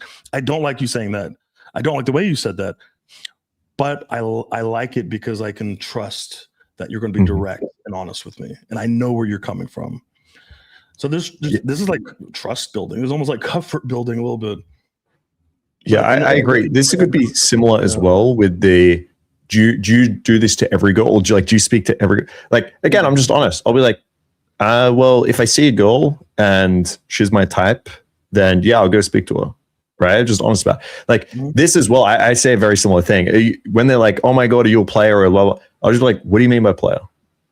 And then I'll say like, because yeah, I'm very experienced. I've slept with a lot of girls. I'm just honest about it. Like if it's just fun and I'm in the city for like one night and that's it, I'll just let the girl know it's just fun. I'm in the city for one night. But like if I'm into the girl and I'm willing to like see her again and stuff, I'll just tell her that. Like there's no, why fucking lie? There's no need to. Like these guys are so insecure. They're so worried. They're so, I'm just fucking honest. And she's going to believe you because, like, again, you've just been fucking honest to her. It sounds risky to her from her point of view because in her mind, it's like, hang on, this guy might lose me now because he just said, yeah, I'm a player. Like, is he not worried about, like, this guy must be honest. In my mind, as Swift said, I know this is a DHV. This is me. Like, you're basically in the best way possible because it doesn't sound braggy, is telling this girl, I have so much fucking pre-selection. I'm so fucking good in bed. I've been with so many fucking women. It's like, this is like the perfect opportunity. Like it's a silver platter here. Like I would put this as a D because I think this is like easy. It's so easy to get over and it builds so much value. This is such an easy thing to do. And I think a lot of guys who are stuck in this situation are not players. They're not experienced. So they're nice guys who view the bad boy or the fuck boy as like negative. The girls don't like this. They're bad guys, and I want to separate myself from these guys. So that's what they try to do. They're like, they're nice guys. Oh no, I'm not like that guy. I'm not this guy. But when you are a player, you're a fuckboy, and you're experienced, you own it because it works. Like you're fucking. Like you know that women want to fuck you. You fuck a lot of women. They like a player. They like a fuckboy. So you're not going to deny it. You'd be like, yes, I am. Like, yes, thank you for the DHV. And this is good feedback. If a girl's saying this to you, you're coming across as someone that's been with a lot of women. This is a really good thing. Like, good thing. If you're getting this, you know you're not coming across as a nice guy, right? You're coming across as someone like really confident. So if you're getting this, like enjoy it. It's good. 100%. We are not hooking up tonight. Ooh. So I actually did a YouTube video on this. It's getting edited right now. I got like 5 videos coming out, guys. So if you're not subscribed to the channel, all right, hit the fucking button and do the bell thing so you get notified. But anyway, we are not hooking up tonight. Again, could be a concern, all right? But most of the time, I realize that this concern comes from a place of more like worried about what you think. Is usually where this comes from, right? Because a girl is so used to being judged by every fucking guy, okay? And she realizes that like her DHV, ours is saying I've been with a lot of women on experience. A girl's DHV is saying I haven't been with many guys. I'm selective, right? So she realizes she has to say that. Now, when I hear this, I kind of go through those things in my head. Right? Hang on. Does she not want to hook up with me tonight because she's worried it's going to be shit? She's so used to having, like, as Swift said, the guy comes in 3 seconds and kicks her out. I might have to deal with that. I might have to show some sexual authority and experience here. Maybe she's worried you're never going to text her again and ditch her. I'm going to have to ensure her that, like, hey, I'm not going to kick you out, right? Or, if you want to see each other, I'll message you, blah, blah. She might be worried that you're going to be super fucking needy. I'm not going to hook up with this guy tonight because I did it once and this guy like fucking stalked me and he rang my work and he did all this shit. I'm going to show that like I'm fucking chill. I'm not like chasing and super needy and wanting this shit. So this is a little bit more complicated. There's a lot of girls that will want to hook up with you, but will give you this. So it is a little bit of a shit test, but it comes from more of a concern of what you think. What do you think here, Swifty? Yeah, 100%. And I think it also depends on when she's saying it, right? So like I've had situations where I'm not even like being like that charismatic or at least sexually charismatic, and it's really kind of a normal conversation, it feels like, and the girl would just stop and say, by the way, we're not hooking up tonight. And I'm like, what the fuck? Like I wasn't even there yet, you know what I mean? Like I was like, well, hold on a second. Like I was just curious about where you were from, like I was just talking to you, and the girl would be like, by the way, we're not hooking up tonight. By the way, I'm not getting on my knees tonight looking up you, sucking on your dick, okay? That's definitely not happening tonight. It's like, oh, okay, I see where you're at. It's like, do I need to do anything?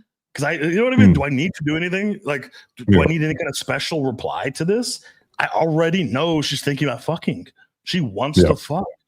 I don't have to do anything. I'm like I could go, oh yeah, that sounds good. So you said you were from where again? What part of Russia? Like this is because I'm just gonna go through my interaction a little bit and pull her at the end. So I don't have to get into this big thing like, whoa, calm down there, buddy. You think I was going to like hook up with you tonight? Like, I'm not that kind of guy. I like to wait until it's like, it's too fucking much. You know it's way too much. Be like, hey, so, sounds good. Now, there are certain times you could say something like, oh, if you bent, remember we used to do this in Budapest a lot, or Australia. Like, listen, if you bent over right here, with your beautiful fucking ass, you spread your fucking pussy, I would not fuck you. Okay? I wouldn't do it. You couldn't get me to do it. Okay? You would have to beg. And even then, I don't know if I would do it. You could get on your fucking knees and try to suck my dick. I'm not going to let you suck my fucking dick. You understand? And like a little bit more playful, not like a angry, like, oh, hey, I wouldn't even fuck you. Like, not like that, but like in a sexy, playful way. We used to do that all the time. It's like, wait, hold on a second. It kind of like shifts things a little bit where she has to like what do a lot of girls immediately do when you say that? Yeah. Right away. They're going to straight up be like, yeah. They're like, like leaning in, like shaking their ass a bit, or all of a sudden they're like, oh yeah, this ass right here. Yeah. Boop, boop, boop, boop. So be like, yes, you would. Yes, you would. You're like, listen, just not yet. Okay. Like maybe, but like I need to feel the chemistry a bit more or something. And so you just switch the frame completely. Like the girl went from like we're not going to, now you said we're not. And the way you said that, Swift, it's so much sexual authority, right? You know how to speak, you know how to talk. Like if you say that to any girl, she's going to assume, oh, he knows how to fuck, right? This guy's going to fucking ruin me tonight. Actually, it gets it turned on. Listen, I'm not going to take you home. Pull out my fucking rope, okay? Tie you out. Like I'm not going to do that. I'm not going to put a blindfold on you. Okay, I'm not going to tease in between your fucking thighs until you're fucking soaking wet and begging for it. I'm going to shove your panties in your fucking mouth so you can't fucking talk. You're not going to get any of that. I'm not going to edge you. I'm not going to give you 30 fucking orgasms. I'm not going to give you the most orgasms of your fucking life tonight. I don't care what you do. You're not getting this tonight. All of a sudden they're like, oh wow, that actually sounds pretty good. 30 orgasms, tied up, getting fucking teased. That could work, but again, delivery. A lot of guys get kind of like thrown off when girls say this, or offended, and they're like, oh, I wouldn't do that. I wouldn't. Don't flatter yourself. So yeah, I mean, would you say, like, if you have a nice guy on a date? Okay, like he's kind of like a very provider kind of guy. He's not sexual. Like, is he getting this? Like, how often is he getting around to hooking up without him actually like trying to fuck? Like, I understand like if the nice guy's like, well, we could go back to my place and have drinks, and she's like, yeah, but we're not gonna have sex. Like, we'll just have drinks. That's different. Like she may mean that actually. You know what I mean? Like she may not actually really want to have sex with you. But like, is she gonna throw this out there without him like sexualizing or actually like going for a pool? That guy, I don't know. I don't know how often. This is only throwing it out there is only going to happen if you've done like something, build some attraction. Yeah, like it's just not going to just do. You'll get this a lot as the guy that waits till like you're walking out of the bar and then you're like, oh, come back to mine or something. Like she probably wouldn't even say we're not hooking up tonight. She'll probably just say no, right? I'm not going to yours. Like we're not hooking up. You're gonna have to require, again, this is like good feedback to get. You're gonna have to require to actually get her in a space of mind where she's thinking about hooking up with you. Where do you want to put this?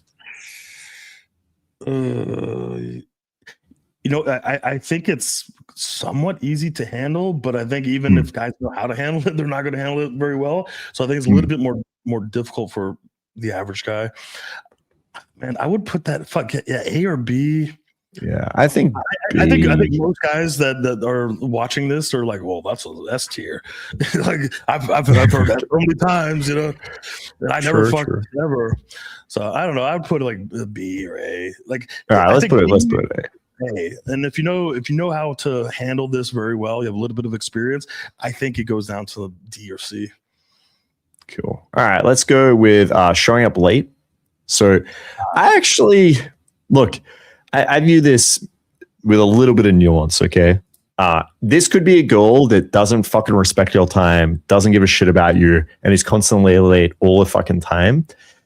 Or this could be a girl that is actually just like fucking ADHD or some shit and is late to everything, right? I've met girls that are late to their best friend's fucking birthday or are late to their own birthday or some shit, right? Like it's not necessarily like a respect thing. It's just a time management thing. And they just are like fucking late to everything. Yeah. So either way, I want to be able to set like a standard here. So in the beginning, like if it goes late to a first date, right? Like say you tell her to come around to your place at 8 p.m. and she gets there at like 20 past 8 or something. If she's coming around in some lingerie or so, like I don't give a fuck, right? Like it's not a bit, I may make a playful joke or I might turn it sexual and I'm like, you're 20 minutes late. That's 20 spankings. Okay, fine. But if this is say the third or fourth meet, right? And this girl keeps showing up late, now I want to start setting a standard, right? I just tell her like, yo, like if I say 8 p.m., rock out at 8 p.m., don't be late. And then I've had this with girls before. If she rocks up at 8:15 and she's like, yo, I'm out the front, I'll just be like, all right, I'll come down soon. And I just wait. I just take my fucking sweet ass time. I will sit there, I'll make myself like a drink. I'll, sit on the couch. I remember you doing that one time. I'm like, you're just chilling on the couch with your feet up. And I'm like, is she outside? You're like, yeah, she's outside. And I'm like, all right. It's like, yeah, 15 minutes, I'll go grab her. I'm like, go get her. Like, go get her. And you're like, yeah, I'll just give her a little bit of time. And then, she'll message like, are you coming? Be there soon. Yeah. Hold on just 1 second. The thing is, I really don't pay attention to the whole like late thing because I just assume women just are horrible at managing their time. And sometimes they, like this is like if you understand women and you could kind of put them yourself in their shoes a little bit. I'm thinking, all right, she's a little bit nervous to come over. It's the 30 orgasm guy, Maybe she's like doing her makeup a little bit longer and she's looking in the mirror. She's like, fuck, no, I shouldn't have done that. Maybe she's redoing something. Maybe she's looking at all the clothes that she could wear, the lingerie. She's like, oh, fuck, no. Like, this is what I'm imagining most of the time. So I don't even care most of the time. Now, if it's really late and I don't even get a message, you know what I mean? Like 40 minutes and it's not even, hey, I'm late. Well, then I'm just going to completely ghost her and let her come over and they do nothing. Absolutely nothing. I had a girl like fucking felt like stalk me. She was out and she was out with friends or something. She's like, can I come round? And it was like super casual, whatever. We had a like strong BDSM dynamic actually. And then I was like, yeah, what time? And whatever. She said, well, I don't remember. She said, what time? And I was like, okay. And then I'm waiting. She doesn't rock up. It's like half an hour gone. And I'm like, all right, fuck this. Then I get a message as I'm going to bed and she's like, I'm here. And I'm like, fuck that. I put my phone away. I woke up in the morning to, dude, I don't know how many, I was scrolling. It was that many messages Like, what the fuck? I'm never seeing you again if you don't answer, blah, blah, all this bullshit. And I was like, whoa, this is 5 missed calls. And I'm like, all right, I'm never seeing this fucking girl ever again.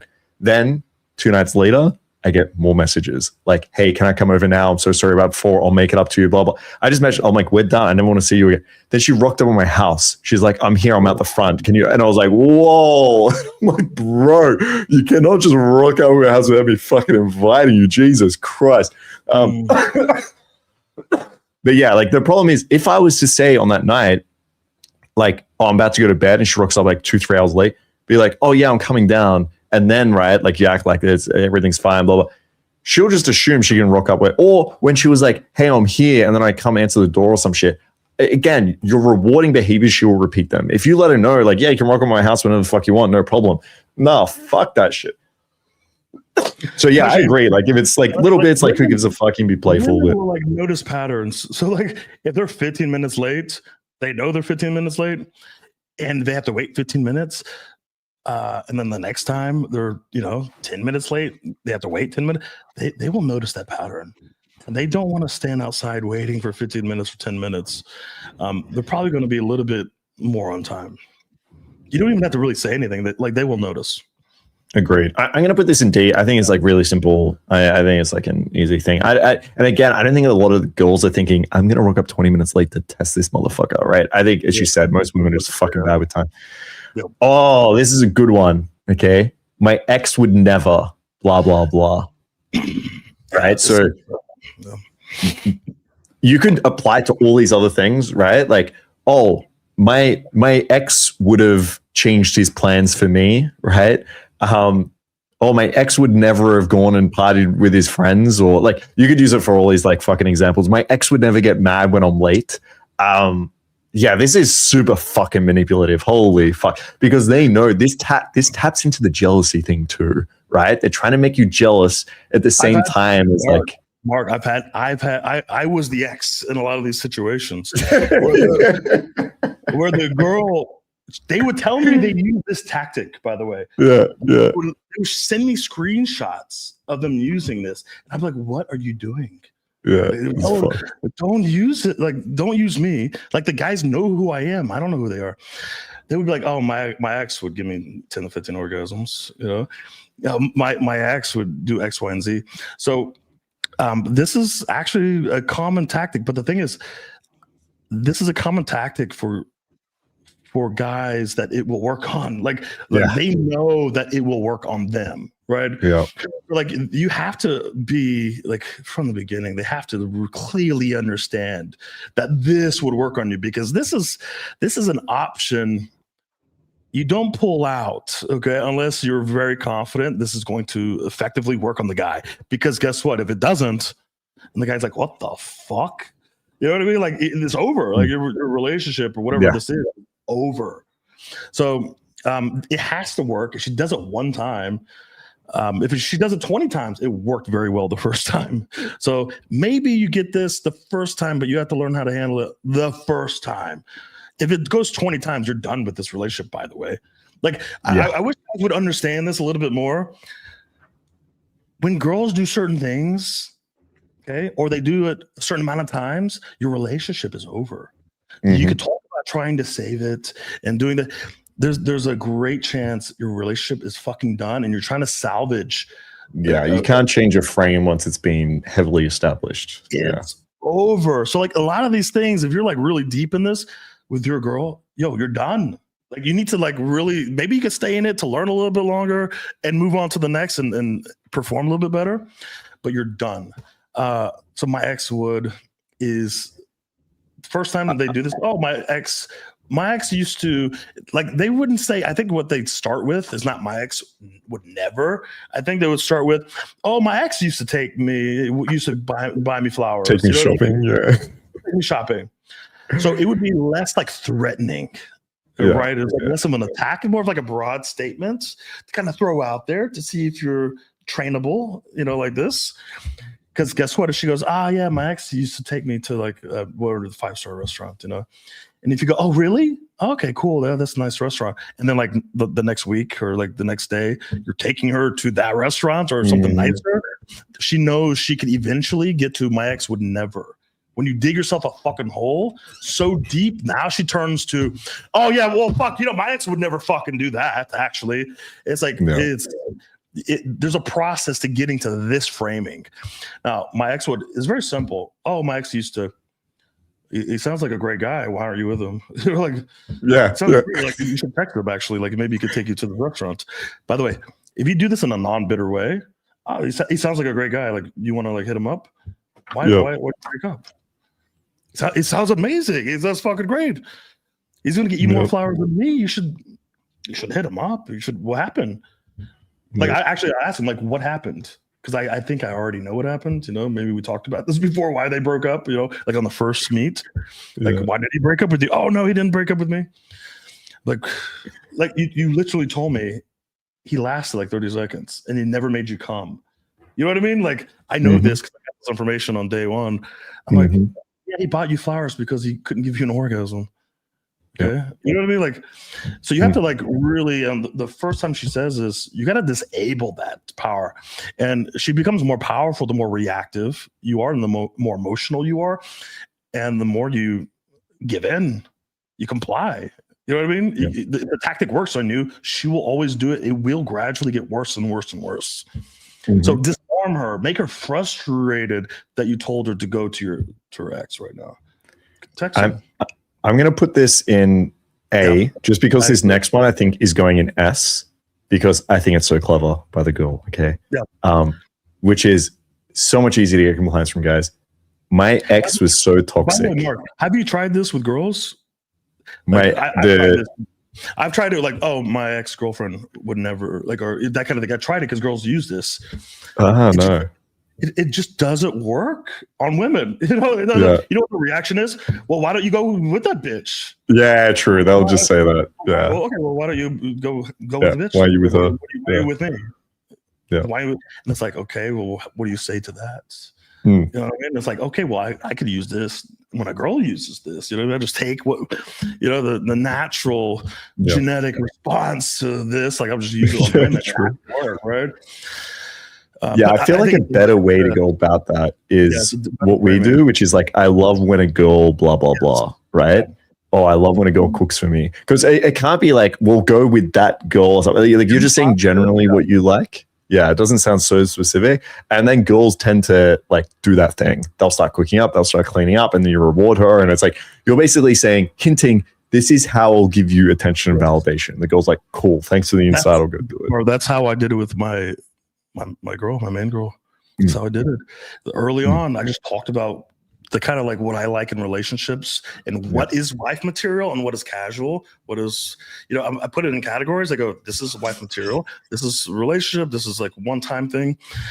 And I would talk about like, oh man, I was in Ukraine and the women, their wife material, like on the first date, they would cook and clean. And I'm like, fuck, I love this. You know what I mean? I would just talk about like, there's nothing like, I don't give a fuck, about X, Y, and Z, these other things you could do. But this right here, there's something that makes me, like I see that and it's sexy. I see a girl and she's cooking. I get turned on. I get so turned on by this. And there's nothing better than waking up in the morning. That's what I did. Waking up in the morning, going to my desk, because sometimes it's messy. Everything is cleaned off my desk. My laptop, everything is kind of organized. And there's coffee right on my table to start my day. There's nothing better. I see that and I want it every day. Well, guess what? That's what she started doing literally every day for the past 4 years. It's always clean. There's always coffee right here. It's always in the morning before I wake up. Everything's cleaned. Just all the little things I set. And I did in a very positive way. This is wife material. Oh, wife material. I get weak for this if a girl does this. Yes. You know what I mean? It's not, you're not attacking her like you better do this. This makes her want to do these things. So this is the important part there is, as you said, is like capturing that behavior that she does. Like that first time she cleaned your desk and had the coffee on your. Yeah. Well, you weren't just like, oh, okay, fuck, whatever, and kept working. It was like, that turns me on. That's so hot. I like that. And so it encourages her, right? It's a reinforcement.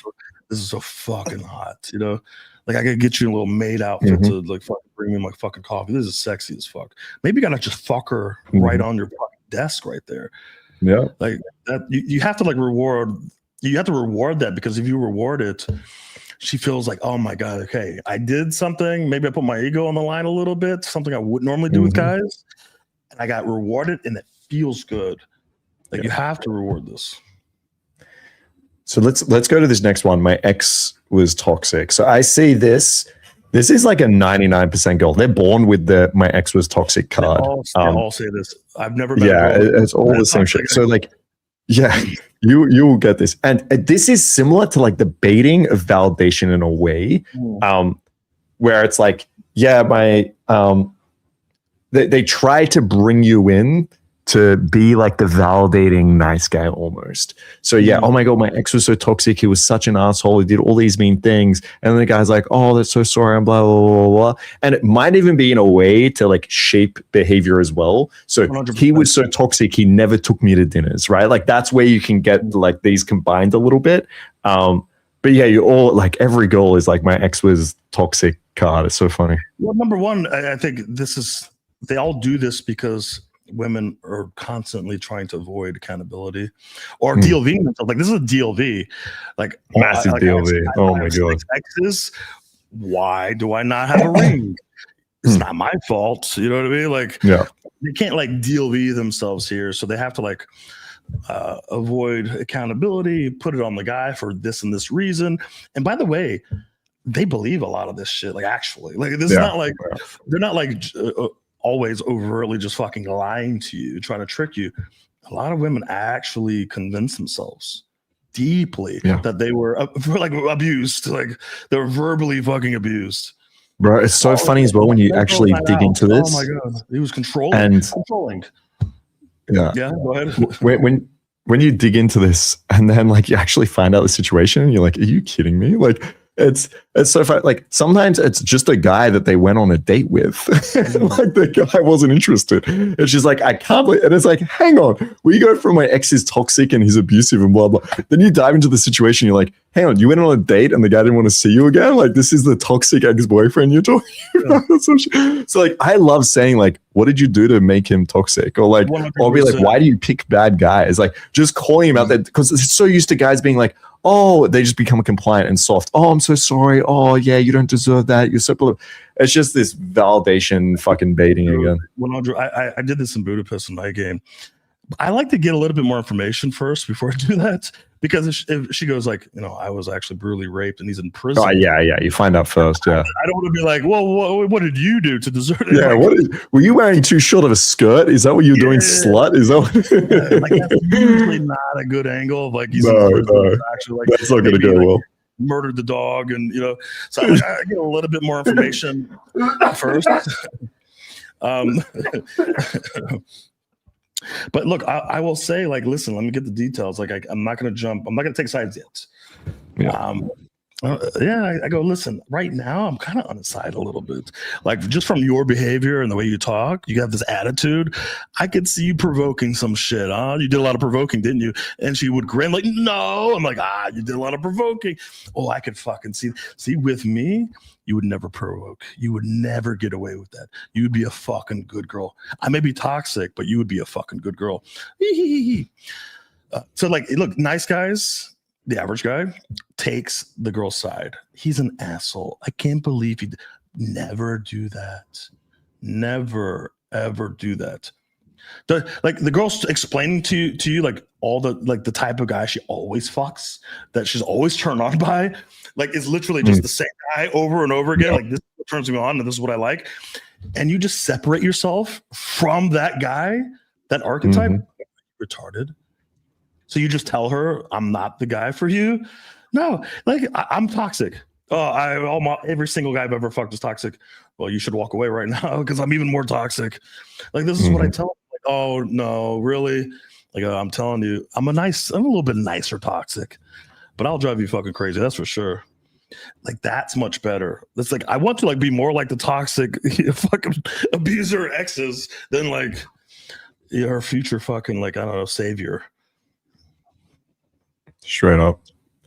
Yeah, it's a playbook. It's just telling you what she likes. Like follow that shit. Exactly. All right, we have opening another guy. So this would be like Cold Approach. This is probably night game. It's not really gonna happen in day game. But like night game, you're chatting to the girl, it's going well. and then she pulls like another guy in, or like, you know, you're going to get a drink at the bar, she turns to another guy, starts chatting to him. More of a, let's say, again, kind of jealousy bait shit. Some girls might just like fucking not be into you at all, and they're like, I'm gonna get the fuck out of here and chat to someone else. But let's talk about it in the testing sense. Let's say like she's testing a little bit here and starts chatting to another guy. What do you think about this? Yeah. I think it I don't know, it kind of depends on like how she's doing it. Mm-hmm. How she's doing that. I don't, if she's, the thing is, I don't remember having this at all. Like girls doing this, unless she's like a serial attention seeker. And at that point, I've had it happen with those. Like she's just a raging attention seeker, and like I'm not shocked or surprised by this. And for me, at this point, it's just a fun game. Like I'm playing a game, she's playing a game. I'm not taking it seriously.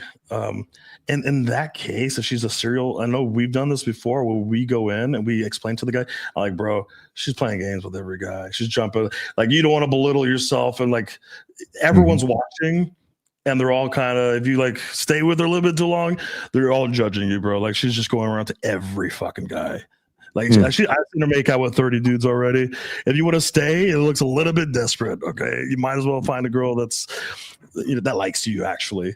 Like, I would do something like that, because at this point, I'm really just playing a game with her, and we both know we're playing this game.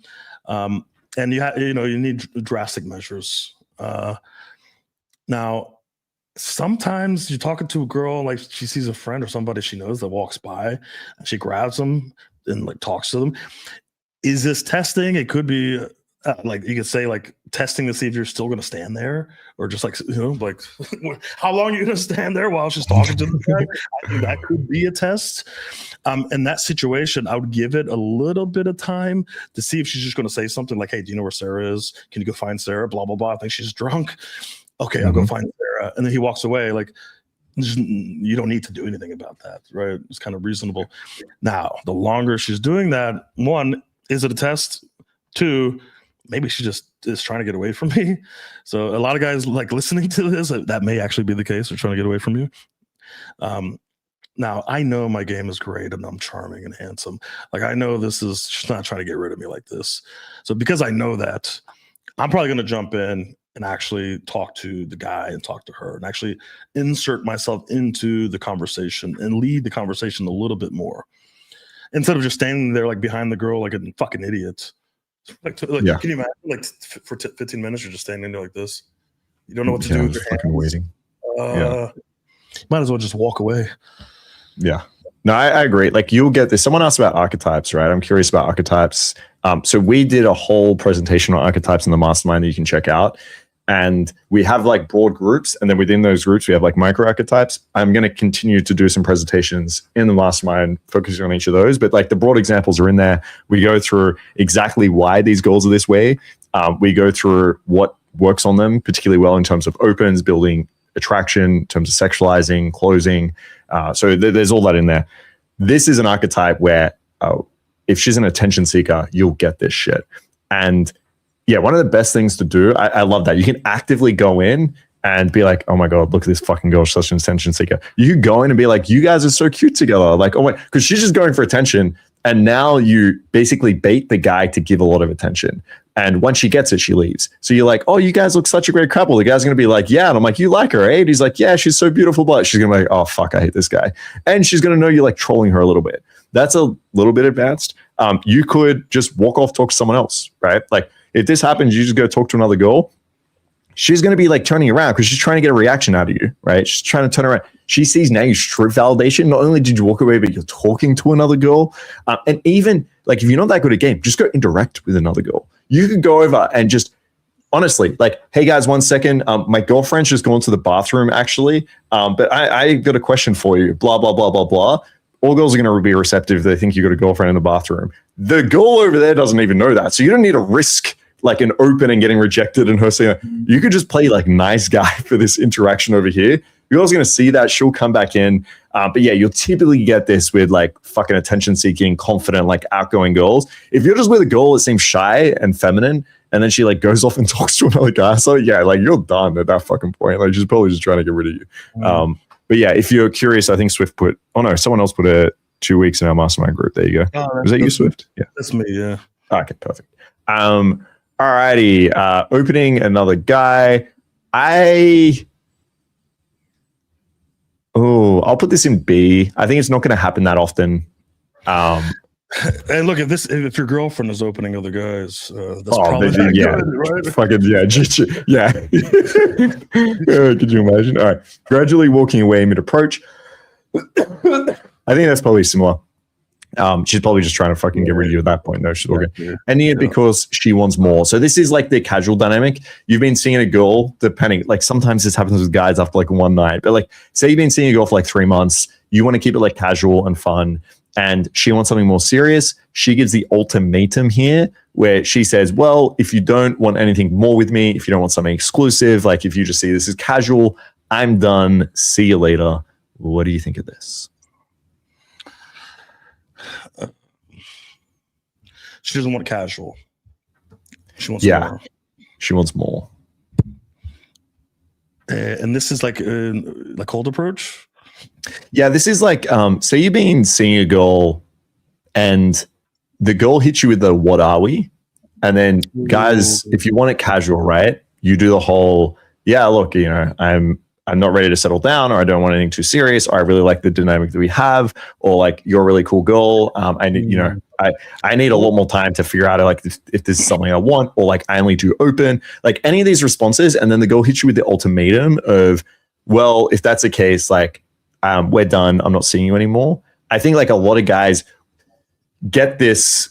First of all, like to get this, you need to be able to do the whole I want something casual, which a lot of guys already struggle with. So this is, I think, more an advanced thing that guys are getting, because I think a lot of guys at that point are just like, okay, let's get into a relationship.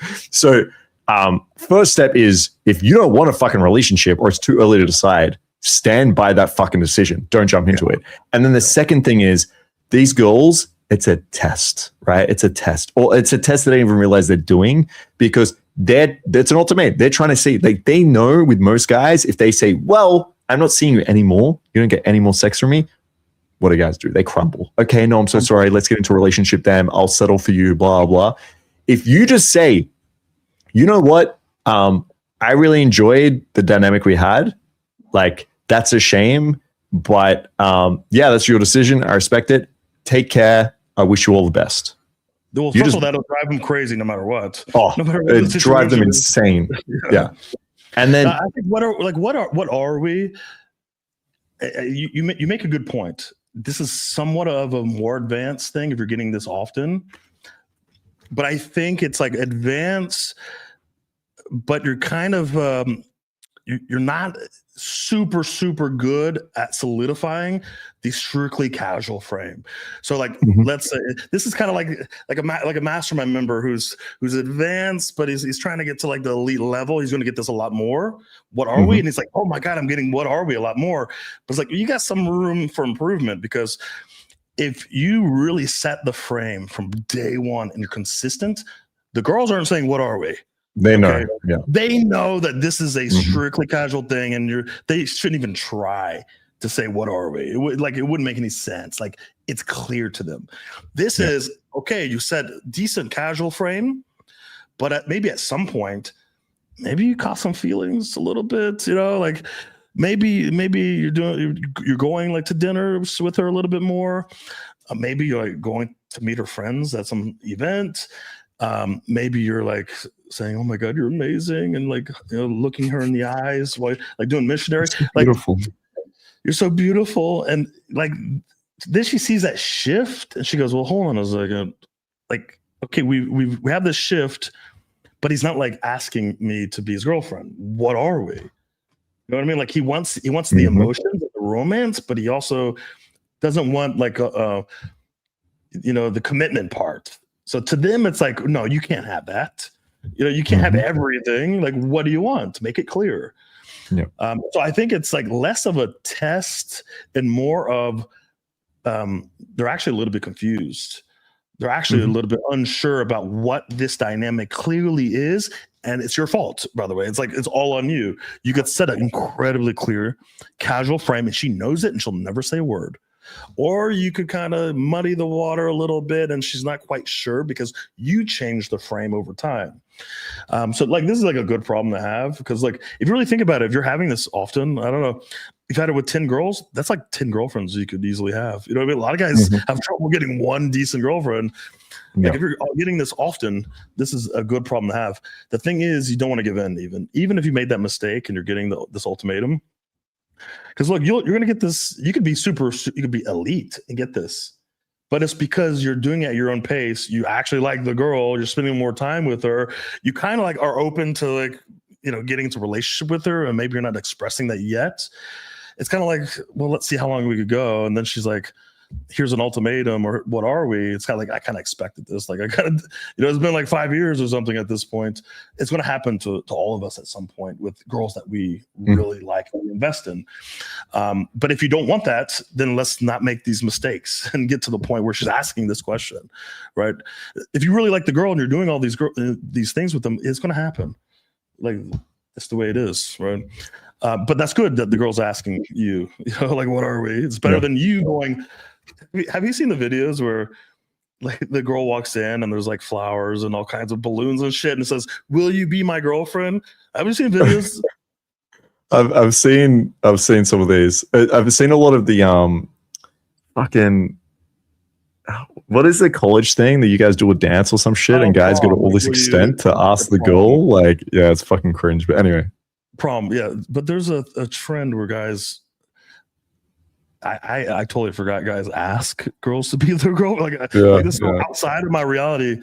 Like, I've never asked a girl in my life to be my girlfriend. Never happened. Not one time. So it's like outside my reality that this is like a common thing for guys. But to do a whole celebration, like, it's like, will you marry me? It's like a proposal to be in a relationship. Bro, you're done. Like, you're fucking done. If you have to like do all of that, you're done. I think if you even ask your girl, like, hey, you want to be my girlfriend? Even then, it's kind of like, you could be the man, you could be this fuck boy, and like she's looking up to you. But like the moment you do that, you lose a little bit of mystery, a little bit of aura, a little bit of power right then and there. I have a video coming out on like the 5 filters that a girl has to go through. And that last filter is commitment. Like, she has to chase for that relationship frame. Like, she has to want it. Like, if you have to convince someone to get into a relationship with you, it's not going to go well. Like, because the beginning is where she should want it the most, where you have like the most hormones running through, where you have the most chemistry, where you've shown your best foot going forward. Like, all these things are your advantage. If at that point the girl isn't wanting a relationship with you, like, bro, imagine when you're like 4 years in, okay, this girl's gonna fucking hate you. So, yeah, bro. Because look, look, the girl could be chased. She could be your stalker. Okay, like she could be blowing up your phone every day, and you get into a relationship with her. 4 years in, she's kind of used to it a little bit, right? Like it's impossible to maintain the same level of desire and passion and chasing for you to the degree that you could create like early on. So like, what are you doing like 4 years in? Like, you need a little bit of that chasing still 4 years in. But like you said, just say no. Like, just say, hey, I'm gonna miss you. I'm sorry if I like sent mixed signals and everything, but like, I just want casual. That's the only thing I want. I'm really sorry. And she may walk away. She might. But guess what? You'll get a text, you know, fucking 11 p.m., midnight. 2 weeks later. 2 weeks later. And she's right back in your rotation. So like, have a little bit of patience. Like, bro, there's the one thing that guys hate. They hate waiting. Yeah. 3 days, 2 weeks. I'm doing this with a lot of my students where they get leads or they fuck a girl. And I go, what do I text? I go, oh, nothing. I go, what? Nothing? But I fucked. It was good. I go, yeah, do nothing. No, but what do you mean? Like, you mean like 24 hours? I go, no. Indefinitely. Do nothing. They're like, no, I can't do this. I know. There's no fucking. I go, listen, 2 weeks. I guarantee you she hits you up in 2 weeks if you perform decently well. 2 weeks. Do nothing. I get so much resistance. This is like one of the top 3 things I get resistance from students is not texting the girl for 24 hours, 40 hours. Not 2 weeks. I say 2 weeks. Do nothing. The thing is with my students, guess what? A month goes by, they come back excited as fuck. They come back and they're like, I have like 10 messages from 10 different girls hitting me up randomly at night saying, are you up? I go, it feels good, doesn't it? This is the beginning of chasing right here. Like, this is how you start the chasing dynamic right here. So you got to wait 2 weeks and maybe she'll come back to you, right? Yeah, she is. I've had so many, as you said, mastermind students in this phase where they're starting to get like a rotation, like they're not really that great at setting the frame. And yeah, just wait. Like 90% of the time, if not honestly more, these girls will hit these guys back. Because like, put yourself in the girl's point of view, right? She likes you so much that she's trying to lock you down. So like there's a lot of value that you obviously have in this girl's eyes. So when you get a choice as a woman where it's like, these are your only two choices. You get to still see this guy, but it's going to be casual, or you never see him ever again, right? Now, obviously, she does the test of, well, maybe if I threaten I'll never see him again, maybe he'll want me. When she realizes that doesn't work, some girls, it's honestly one message, and then she's just like, okay, fine. Some girls, it's a week. They're like, oh, but honestly, if the girl waits a month and she's like, this motherfucker, he really means it. That's when she's like, well, you know what? Okay, I'll pick the casual, right? Now, sometimes these girls go on to like marry some other dude and then you check their Instagram and they got like 3 kids or something. Like that happens too. But like for the most part, that first time, they'll just come back if you pass this ultimatum. So I'm going to put this S tier Swift. Then, I think. Well, also, then they actually hit you up like right before the wedding. Still. Yeah, it's fun. I had that. Hey, if you guys are not in the mastermind, I'm going to post some screenshots. It's insane.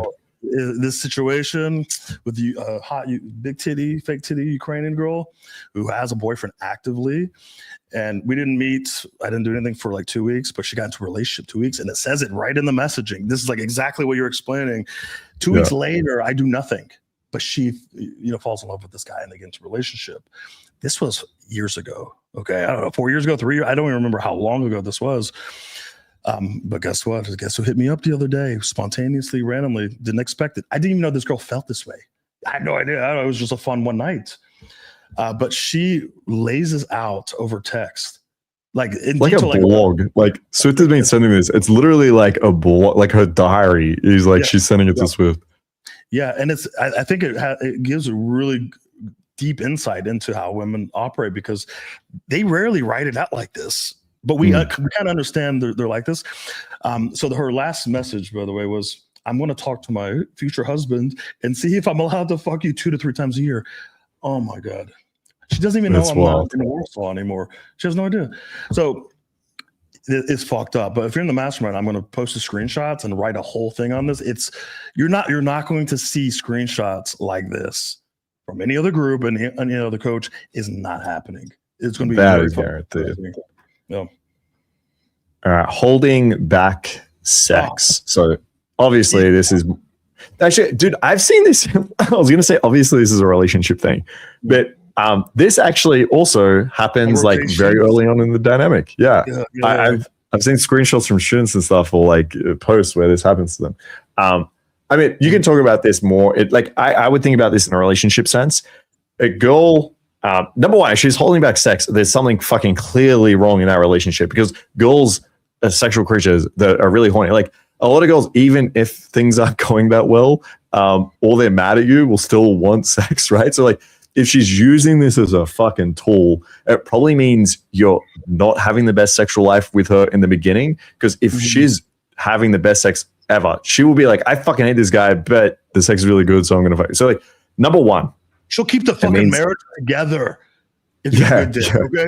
Yeah, really, like if you're not chasing and she'll keep a marriage together. You've got a great dick. So number one, I'd look at my sex game. That needs to be fucking improved. This is happening. Number two, when this happens to you, don't fucking beg and chase and be desperate for sex. Like I've had girls playfully before do this whole, like, I've been seeing her maybe like 3 times or something. And then they'll playfully, like, they'll come over and be like, oh, I want to watch a movie first or something. You have to wait. Like, they'll set this frame, like, you have to wait. Like, and it's kind of playful. And I just look at her and be like, oh, you want to play that game? All right, I'm not fucking you tonight. She's like, yeah, what? And I'm like, no. You want to play that game? You think you're going to last longer than me? Hey, you know what? Maybe I'll never fuck you ever again. And it's funny how quick this is. Some girls will be like, all right, we'll test that or something. A bit like, a lot of girls, it's a bit, no, it was just a joke. I was just kidding. It was blah, blah, blah. But if you, again, it just goes down to that whole thing. If you let them win, if you let them use this as a tool, if they realize they can hold back sex and get what they want, they will fucking do it. If a girl holds back sex, I don't give a shit. I don't chase her. No, you don't want to fuck, fine.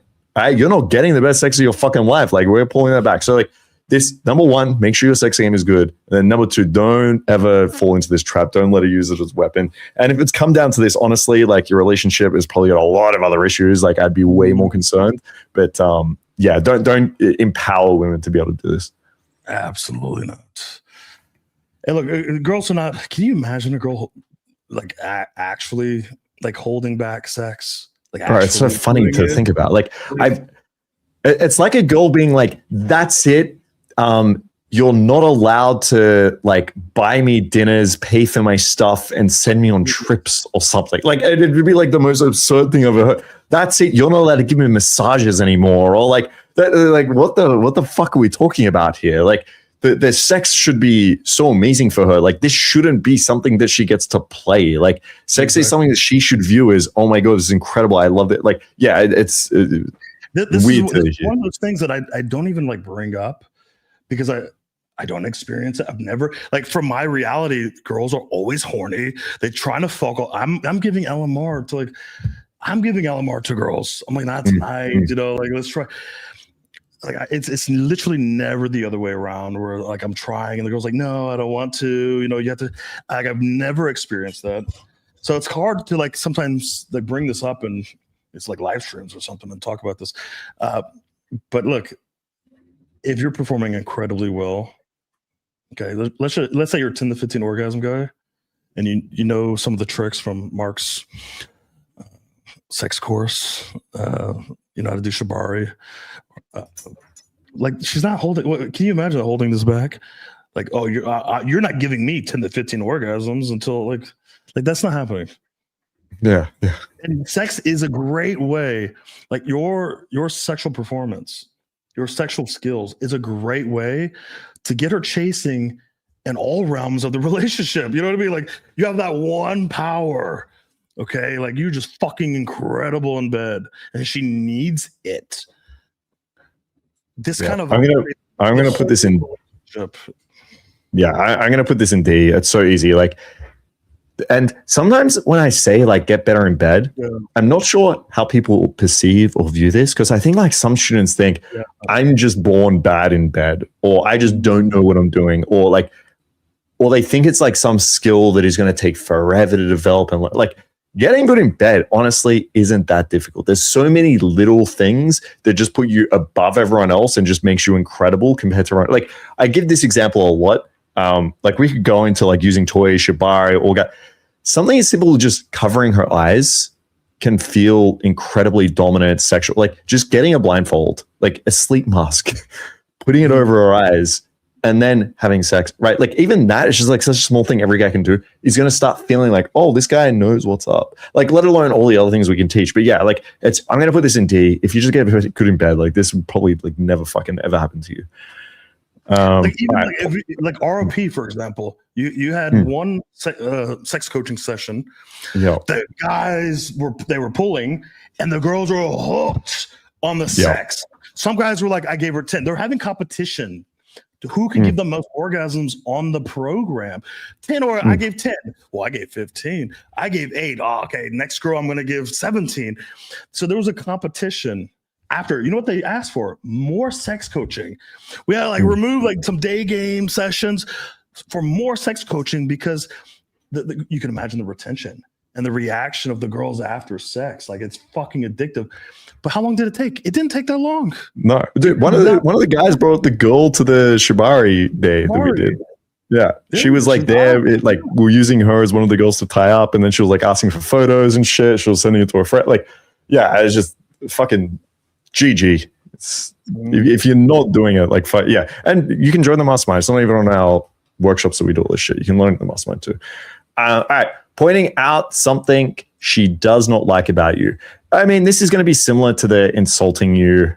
Again, like, there's going to be different ways a girl can bring this up.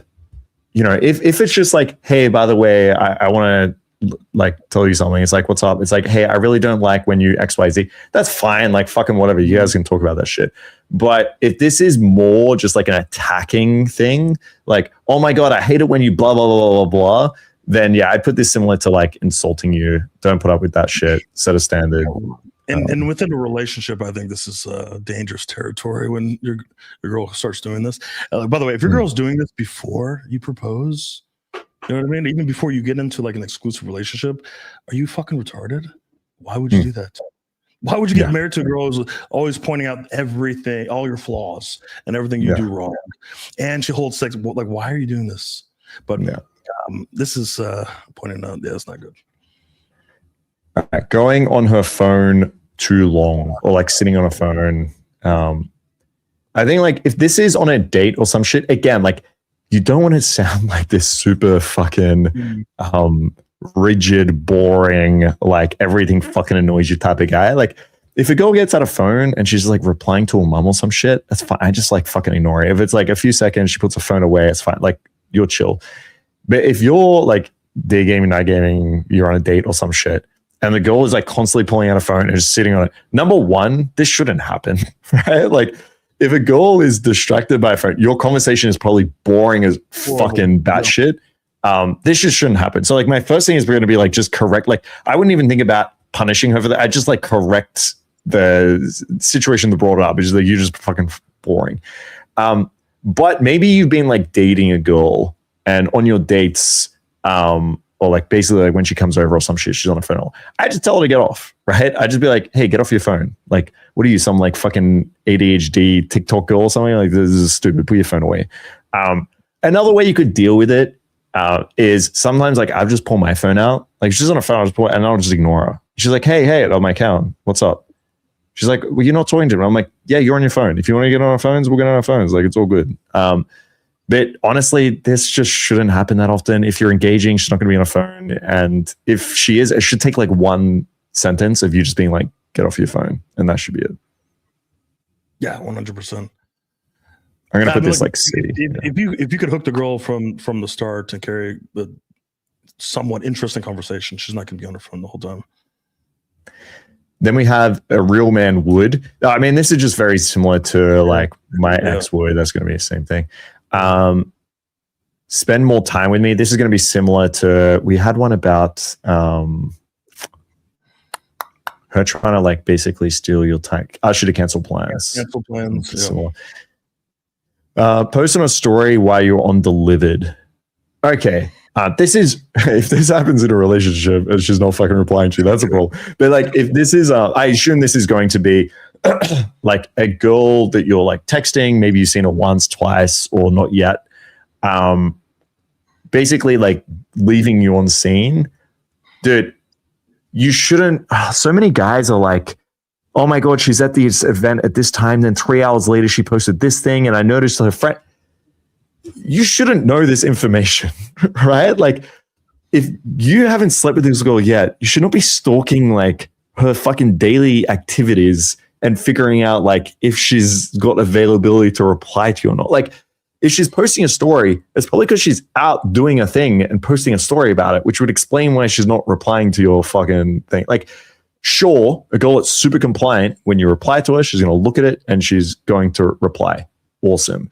But there's going to be girls that you're just not at that point yet, where you haven't developed enough value, or maybe your texting wasn't just great yet. The way to salvage this is to chill the fuck out, okay? If she hasn't replied to your message an hour ago and she posted a story, just wait. So many guys will like either delete her number and be like, fuck her, she posted a story without replying to me, or like double text. Mark. Sorry? Yeah. I texted you yesterday. I texted you yesterday on Valentine's Day, and I noticed you did post a story with like flowers and shit. Yeah, true. You didn't message me until like this morning. So that's like, true. Yes. I don't know what this means. That was a big shit test, actually. Yes, I wasn't busy. I wasn't living my life. I wasn't being a normal human being. I was thinking. Purposely ignored it or what? I that's what happened. I purposely ignored. I wasn't just living my life. I purposely ignored a bit. Yeah, I mean, it's such a good example. Like people do this in front. Like, chill the fuck out. Just chill. Also, it depends on the fucking person or the girl, right? Hmm. Like, there's people that I text. They're quick. They're just always on their phone. They're looking notifications. They're just quick. Mark takes a little bit more time. He's not living on his phone. He's doing stuff outside. His phone is somewhere. Sometimes he leaves it on like some fucking wall somewhere for a little bit. You know what I mean? Like, you kind of have to understand, like, I'm not going to be insulted that Mark is not like answering my shit immediately. You know what I mean? Now, if they're answering immediately all the time, okay, there's like a pattern of this, and all of a sudden kind of slows down. They're not, reading your messages or getting back to you for a little bit, and that pattern is broken. And then you see them doing other things, through the story. Okay, maybe you could go, all right, what's going on here? You can start asking questions. I've known girls that were just rarely on their phone. They check their phone like one time a day, and it's like a predictable time, like every day. So I was gonna say that's probably like in the long term, that's probably a positive thing. Like, it's a great thing. You probably want a girl that isn't like constantly. All right. So Nick wrote, regarding holding back sex, what if they hold out insecurity? Basically, every time it escalates, she stops me saying, don't entice me. Yeah. This would be more about, I'm not having sex tonight. So you can refer to that one. I don't know if you just joined it, but you can always like just rewind and check out, I'm not having sex tonight. Okay. Let's go. You don't care about me. This is again like the fishing thing. We have one over here, which was validation, fishing, apology or bait. It's the same thing, right? Yeah, I would say this is going to happen 100% of the time. Okay, at some point. Okay, like if you're with a girl long enough, she's going to ask me, you don't love me, you don't like me, you don't care about me. There's going to be some version of this, and usually it's going to be around maybe a luteal phase, maybe entering like her period. So there's going to be something like this. I don't know if you experience this, but this seems to be just I mean, like sometimes again, like there's different ways that this should happen. Like if a girl is, hey, you should cancel your plans with your friends so you can come hang out with me this weekend, and you're like, no, I'm hanging out with my friends, and they're just like, see, you don't even fucking care about me, blah blah. That is like manipulative. But if you get the whole like, oh my god, I'm so sucky, I'm on my period, I haven't seen you in a while, like you've been busy with work or something. If you get like I'm not even sure if like you care about me. It comes from more of an I feeling as opposed to a you. Like I feel like you just like, haven't spent much time with me or don't really care about it. Like that's different. Like when it comes from like an insecurity, I think you can even honestly validate that a little bit. I wouldn't go over the top, but I'd be like, no, of course I care about you. Like, of course, like you wouldn't be here if I didn't care about you. That's fine.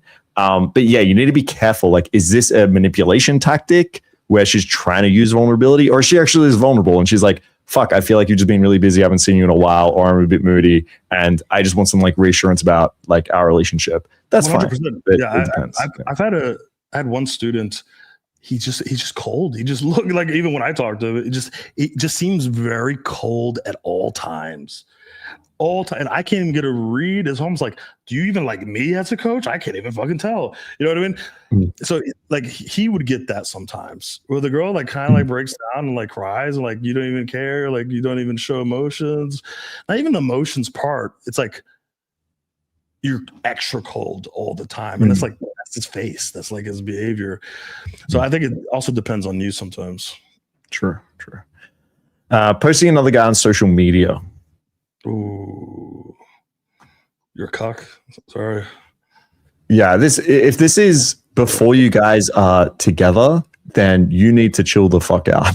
Yeah. Like if this is casual, and again, going back to what Swift spoke about, if you're seeing 10 goals and one of these goals posts up some guy on social media, and usually like usually when I see this, it's not a post. It's not like her and a guy. So it'd be like a story. It's like, oh man, I saw a story where she was like partying with a guy or some shit. Like I saw like a hand of a guy in her story, and like they fucking become like CSI investigators or some shit. And it's like, bro, you guys aren't together. Or it's like, she's trying to make me jealous. Well, even if that's what she's trying to do, let's say that's her intention.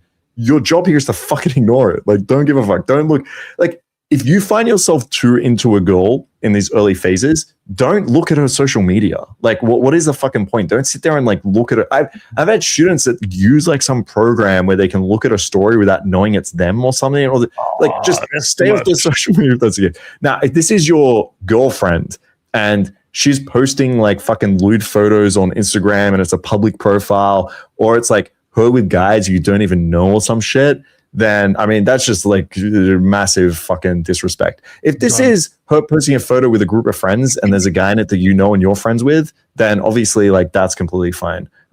But yeah, I see this mostly in the casual dynamic. I'd put this as C. It's really easy. Just don't give a fuck. Don't follow her social media and like fucking sit there. But okay. I have a boyfriend. Now, if you're having this when you're in a relationship, yes, if she's telling you about her other boyfriend, maybe not a good sign. But typically, yeah, as soon as you go direct with a girl, I see this a lot with guys going super direct in day game. I have a boyfriend. This half the time, depending how good you are at game, is going to be true, and half the time is going to be false. So a lot of times girls just have boyfriends and they're going to be honest about it and they don't really see much about them, so they'll just say it. Other times girls will use this as their excuse. Or like maybe they're not sure and they're kind of seeing a guy and it's kind of like a little bit serious maybe. And she just says like, well, you know, I'm seeing someone. I got to. The way to get over this is you want to build value before showing intent or going direct. So if you are going to go direct from the start in day game, you need to make sure it's a really strong open to actually build value from it. Now, when you get this, I usually just test it.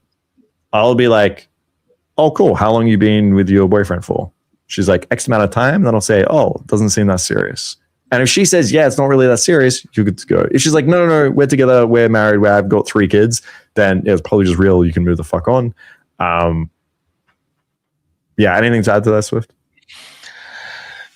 Nah, I mean, just don't go super direct most of the time in your fucking approaches. I think that just build your value, because look, if you go indirect and you build up your value, she may have a boyfriend actually, and you may not find out until after you fuck her or check her fucking Instagram. Yeah. Can you go through I am busy? So this is like text game. So you invite her out and she's like, or like, what's your schedule like? I'm pretty busy. Or like, are you free this weekend? Actually, like, I'm pretty busy. How would you do with this? If she's straight up saying I am busy, if she says, oh, fuck, like, what's your schedule? She's like, fuck, like this week is super busy. I prefer to do it when I have like a less chaotic week. That's a little bit different. She may not want to come over and have sex when she's stressed out. That's understandable. Now, if she's just straight up with no other context, it's just I am busy, there's a good chance that you probably tried a few other times before and she just gotten to the point where she's like, I'm busy. No context. There's nothing else to this. But also, you probably don't have a whole lot of value in this interaction. You probably don't have a lot of value. She's probably not that attracted to you, because if she was really into you, if you do have a lot of value, she's going to say something like, she's going to straight up tell you when she's free. Like I'm free on the weekends after 8 p.m. Right? She's not going to say I am just busy and just leave it like that. Yeah. Because what are you going to do? You're going to come back and like, okay, when you're not busy, what is she going to say? I don't know yet. Yeah. I don't know. At this point, like, she doesn't like you. Okay, like straight up. This is not like a shit test. She's being nice, and maybe she's soaking in a little bit of that validation of you like trying to get with her, but she does not like you. She goes, I am busy, and she says, I don't know about schedule. She doesn't like you. The end. This is another situation where I need to reflect back on my interaction to see, did I spark any attraction? Do I have any value? Like, what's going on here? Nice. I'll throw that in B. And then we have not texting you before the date. So like, say we set up a date for like Friday night, and then it hits like Friday and she hasn't texted anything. Yeah. How would you? I would not read too much into this at all. Yeah. I would not. Like, look, if she's really excited, like desperately fucking needing this meet, she may check in on you like the night before and then like at 2 p.m. and then right before the date. But even if she desperately likes you, like wants you, she may not do this at all. Okay. So look, if you're like to the point, boom, boom, boom, boom, 8 p.m. We're going to meet at this place. A lot of girls may not do anything. The problem is if you do nothing, okay, if you send nothing and think you're going to show up at 8 p.m., she may not show up. And then you're texting her what's going on. And she's going to say, well, you didn't text me. You didn't text me before the date. Yep. So that is why it's good to at least text her the day of or the night before or not a few hours before. I like 1 hour before. It could. She may already like make other plans. So it might be good to do it. You know, if it's 8 p.m., it might be good to like hit her up at like 1 p.m. and say, yep. I don't like saying, hey, are we still good for the date? I don't like that. Yeah, are you gonna flake on me later? Is everything okay? Like, so what I do is, if like it's usually it's going to be to my place, I don't send her the address, okay? Because I wait until the day of where I go, hey, by the way, this is my address.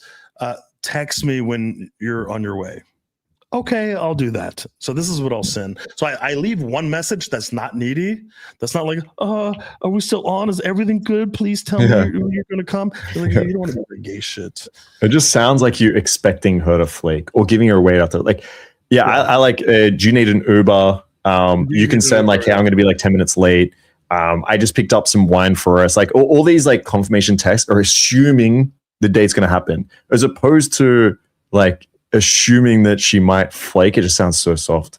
All right. 2 left. So we have yelling at you. I think I got this from the other stream.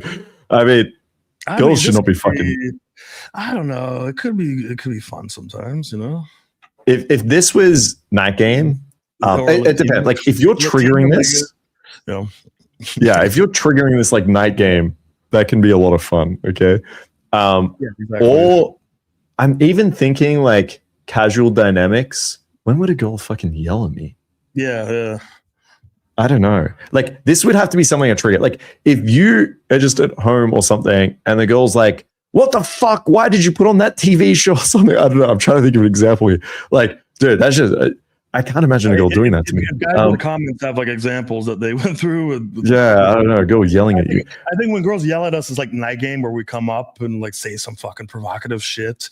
Yeah. Trigger them quite a bit and they start yelling. That's a little different. That's okay if you trigger it. But look, if you go up and you're like, hi guys, I came to say hello to you. And she's like, fuck off, you fucking faggot. That's like, okay, you know, that's not good. She thinks you're a bitch, okay? She's telling you to fuck off. You need to like step up and stand your ground a little bit. And I go, oh, I'm so sorry. You gotta be like, hey, is she always like this? She's always yelling. Like, what's up with the yelling? Like, baby, you're too beautiful to be yelling like this. Like, fucking calm down. It's all good. Like, what is this? Did you have a bad day? And sometimes they actually had a bad day, like the boyfriend broke up with them or something. And you're like, about this. You want to talk about this shit? I'm an expert on this. I don't know if your girlfriend's yelling at you. Again, sometimes we need to like, we got to give. Sometimes we give guys a little bit too much credit, and we have to like understand that maybe you get yelled at for a good reason. Like it's something that I never think about. Is like, what did the woman do? It's her fault. But like, look, there are guys who are just fucking retards. And if you're a retard doing retarded fucking shit and you're pushing your girl to the edge of your retardedness, you may get yelled at. Okay. I think that's really, you know what I mean? I think that's important. Like sometimes we have to self-reflect and realize, are we just fucking idiots, and improve? Okay. Because sometimes that's the case. And it's not all the girl's fault sometimes. Yelling at you, like I don't know, my girl would not yell at me.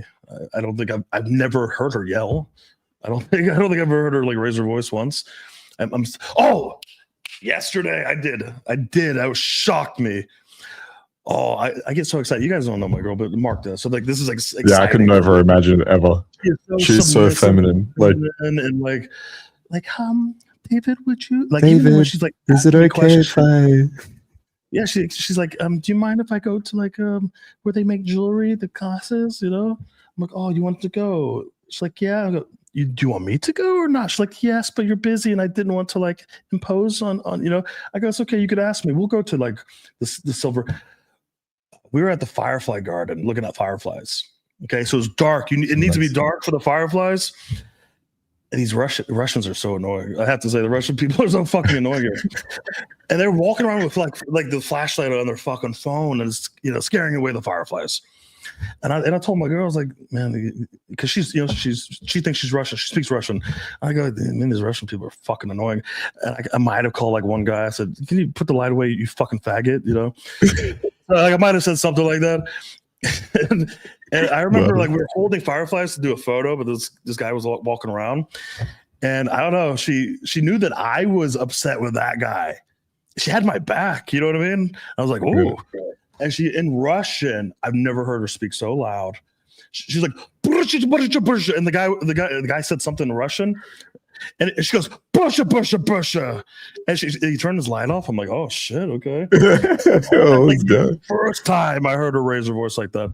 And it's because she had my back, in Russian.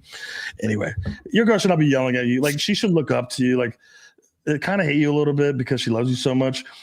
But she should want to actually respect you and be careful not disrespecting you or being mean to you or belittling you. Like a lot of guys don't understand this. They think this is like normal in a relationship to always have fights and arguments and like the girl's like always mean to you. And this doesn't have to be normal. It doesn't have to be. You could create a better dynamic. It is possible. A lot of guys don't think it's possible. They're always going to be stuck in this. They should just get a hotter girl and just deal with it. No, you can have a very healthy, happy relationship where she like looks up to you like a king and like really respects you and treats you very well. It's very possible. Yeah, actually, instead of this photo test, I don't even know what the fuck that is. Let's do starting fights, because I actually think that's a really important one, because I feel like there are some girls that are either just like very used to this attachment style, that dynamic where, oh, it's not a guy that likes me or this isn't a relationship unless there's like a lot of this like fighting emotional stuff back and forth. So they could be looking for excitement with that, or they could be wanting to bring something up and they don't know how to actually have that, like what made me feel vulnerable of like, hey, David, actually, I want to talk about something. And they'll just look for a fight out of nowhere, right? Like they'll just bring some shit up and start yelling and fighting you over it. And they'll use that as their avenue to bring up like what's actually upsetting or some shit.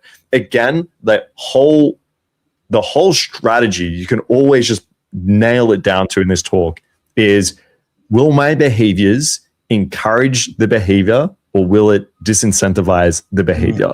And then you just do that. So if she's screaming and yelling and it gets her into a place where it builds up all these fucking emotions and she feels the chaos, or it gets to a point where she can talk about her feelings or, what problem she has, they're just going to encourage it time and time again. So I've had girls that try to bring up, I just ignore that shit. Like, we're not dealing with it. I would say, if you want to talk about something, we'll talk about it. Simple as that. I had one girl that I was like, we had like a casual dynamic, but so many times that there's probably like 3 different occasions over 6 months where she out of nowhere was like, that's it, I'm leaving. I can't remember what it's over, right? She's like, I'm leaving. I was like, all right, bye. I'm like, see ya. And then I get a message. She's like, you're not following me? And I'm like, no, you said you're leaving. Then she came back. She's like, yeah. Then she'll like look back on the door. And I'm like, welcome back. She's like, asshole. She'll sit down. I'm like, if you want to talk about something. But they'll just try to create this drama. So like, don't feed into it. Don't feed into this shit. Yeah, and I think it's you make a couple of good points. One, this is an archetype thing. You know what I mean? Like girls, they've been in like multiple relationships. In a way, they've been kind of raised improperly by their boyfriends. You know what I mean? Almost like a trauma that they've gone through, and they built up these habits of like dealing with certain situations or ways of communicating, because this is all they know through their past relationships. So that makes it. We have to understand there's different archetypes of women. And I've had like a little bit of everything in my rotation. And I really think it comes down to you. It really comes down to you and the way that you behave and the way that you communicate with her and maybe solve issues, or come up with like difficult conversations about what you like or don't like. I think it comes down to you, because if you're leading and you're communicating in a very like empathetic and understanding way, but strong as well, from strength, and you're fully composed emotionally, and you're a very, very good communicator. You know how to talk to someone and get them to open up and not to trigger their ego so that you could have a conversation. They will pick up on that. Okay. Like women, even the crazy ones, are used to arguments and like all this drama and shit. They will go, oh shit, this is healthy. Like they realize this is healthy, and they're going to at least try. It doesn't mean they're always going to be successful. Sometimes they're going to try and it's going to come out wrong, but at least like kind of reward them trying to communicate properly and to always keep your cool. It's so important to think about yourself. Like if I lead by example and I communicate very well and I navigate a woman's emotions and her ego, it's going to be hard for her to hate you. You know, if you make it really hard for her to hate you, it's going to be much harder for her to yell at you. You know what I mean? And give you a lot of shit in an argument. So, like, you know, like, okay, this is how we communicate, and this is how I'm going to do it. I'm going to lead this way. If she acts up a little bit, maybe it's a situation like Mark said. I'm out of here. Let her go. When she comes back, then you go, all right, maybe you're used to this in your past relationships, but this is not how we talk, communicate. I don't have arguments. I told my girl, and this is like from day one, like day 2, day 3, I go, I don't have arguments with women. I just don't. It's true. I do not have arguments. If it's like combative and like, rah, rah, rah, I go, nope, not having this. I'll shut off, I'll ignore it, or I'll kick them out. I will not have that. If they want to come to me, you know, very gently, let's say, very feminine, and bring up an issue or something, yeah, we can talk about this. It's not a big deal. We'll communicate. As long as my ego doesn't get triggered, I'm not going to trigger your ego, and we're going to be able to like hash out and problem solve, right? Sometimes women are just emotional and they're going through certain stages, and it's like you have to understand they're about to be on their fucking period and they're acting like a fucking crazy person and they're crying for no reason. That is like, I've had girls go, thank you for not taking me too seriously or reacting too strongly when I'm, you know, on my period or going through these stages. I cannot control my emotions and I say irrational things. And I'll just like, I go, oh yeah, come on, just cry it out. And they're like, but you know, I'm like, yeah, okay. Right now you feel this way, but just remember, tomorrow you're going to love me. Okay, like maybe you're in your luteal phase right now. Tomorrow you're gonna love me, and I'll take the, you know, the tears and everything. Just get it all out of your system. 1 hour later, they're like, "Oh, thank you so much for not reacting poorly. I'm an asshole." I'm like, oh, it's all good, and you move on, right? So that you got to come from a place of understanding, and you got to have absolute emotional composure. That's very important, because if you're emotional, you lose your control. Guess what? She's going to be worse. And then you're just going to have arguments, and it's going to be confusing as fuck, because they'll bring up all kinds of random shit that makes no sense. It's not relevant. It's going to be fucking chaotic. But if you're composed and you know how to communicate with them and not trigger their ego, you're golden. There's no arguments. Yeah. I don't have fights. Yeah. And I think no one is taught this, which is like the sad part. Whereas so much in this space, I don't want to sound too negative here, but there's so much fucking just shit information in this space that just like doesn't work or doesn't make sense. But there's almost zero information in this space about how to actually navigate dynamics beyond like fucking the goal, how to have retention, how to set like these casual frames, how to get her into a relationship under like the filters to make sure you pick the right goal. And then, as you said, like dealing with any conflict, like having that emotional stability. Like no one understands this shit or teaches this shit. And that's why like a lot of relationships, like one little fight or one little disagreement, any one of these things on these lists, if you navigate it the wrong way, you've just now encouraged your girl to act in a way that isn't appropriate. Because again, like you want to pick the right girl, but no girl is perfect every fucking second of the day. There's going to be one time where she's going to slip up. And so, but then you need to, as Swift said, have the emotional stability to be able to say like, okay, this is behavior I don't want, so I'm not going to like reinforce that here. Or this is behavior that I do want. She just cleaned my desk, made me a coffee. I'm going to reinforce that shit. I think that too many guys are just oblivious. They get upset. They become emotionally like thing. And sometimes that's what girls want.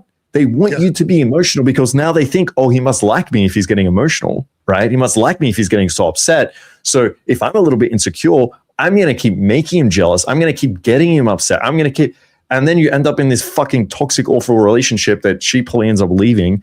And you're like, what the fuck just happened? And it all came from like one of the things on the list here that you didn't react to in the right way. So if this is your experience with women in relationships, this is like every time for years and years, you're going to join the red pill and say women are bitches. Women are the worst. Women are this. Women are that. Am I frozen? Oh, and look, you're gonna hate women because this is the only thing you know about women. The women these days are fucking bitches. They always do this and X, Y, and Z.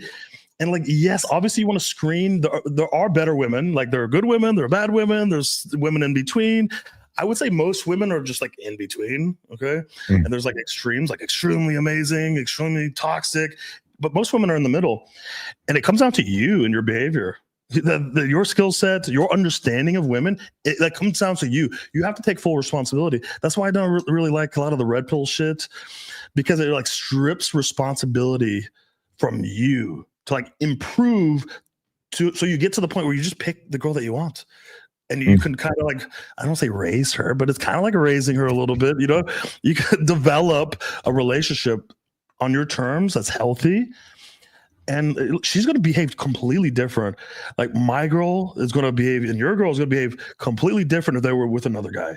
If we like swap us out, all of a sudden they're going to see a side of our girl that we've never seen before. You know, or we take another guy's girlfriend, we swap. So like, it comes down to you. It really does come down. It really comes down to you. 100%. Yeah, I agree. Like we have the archetypes, right? And one of them is the man hater.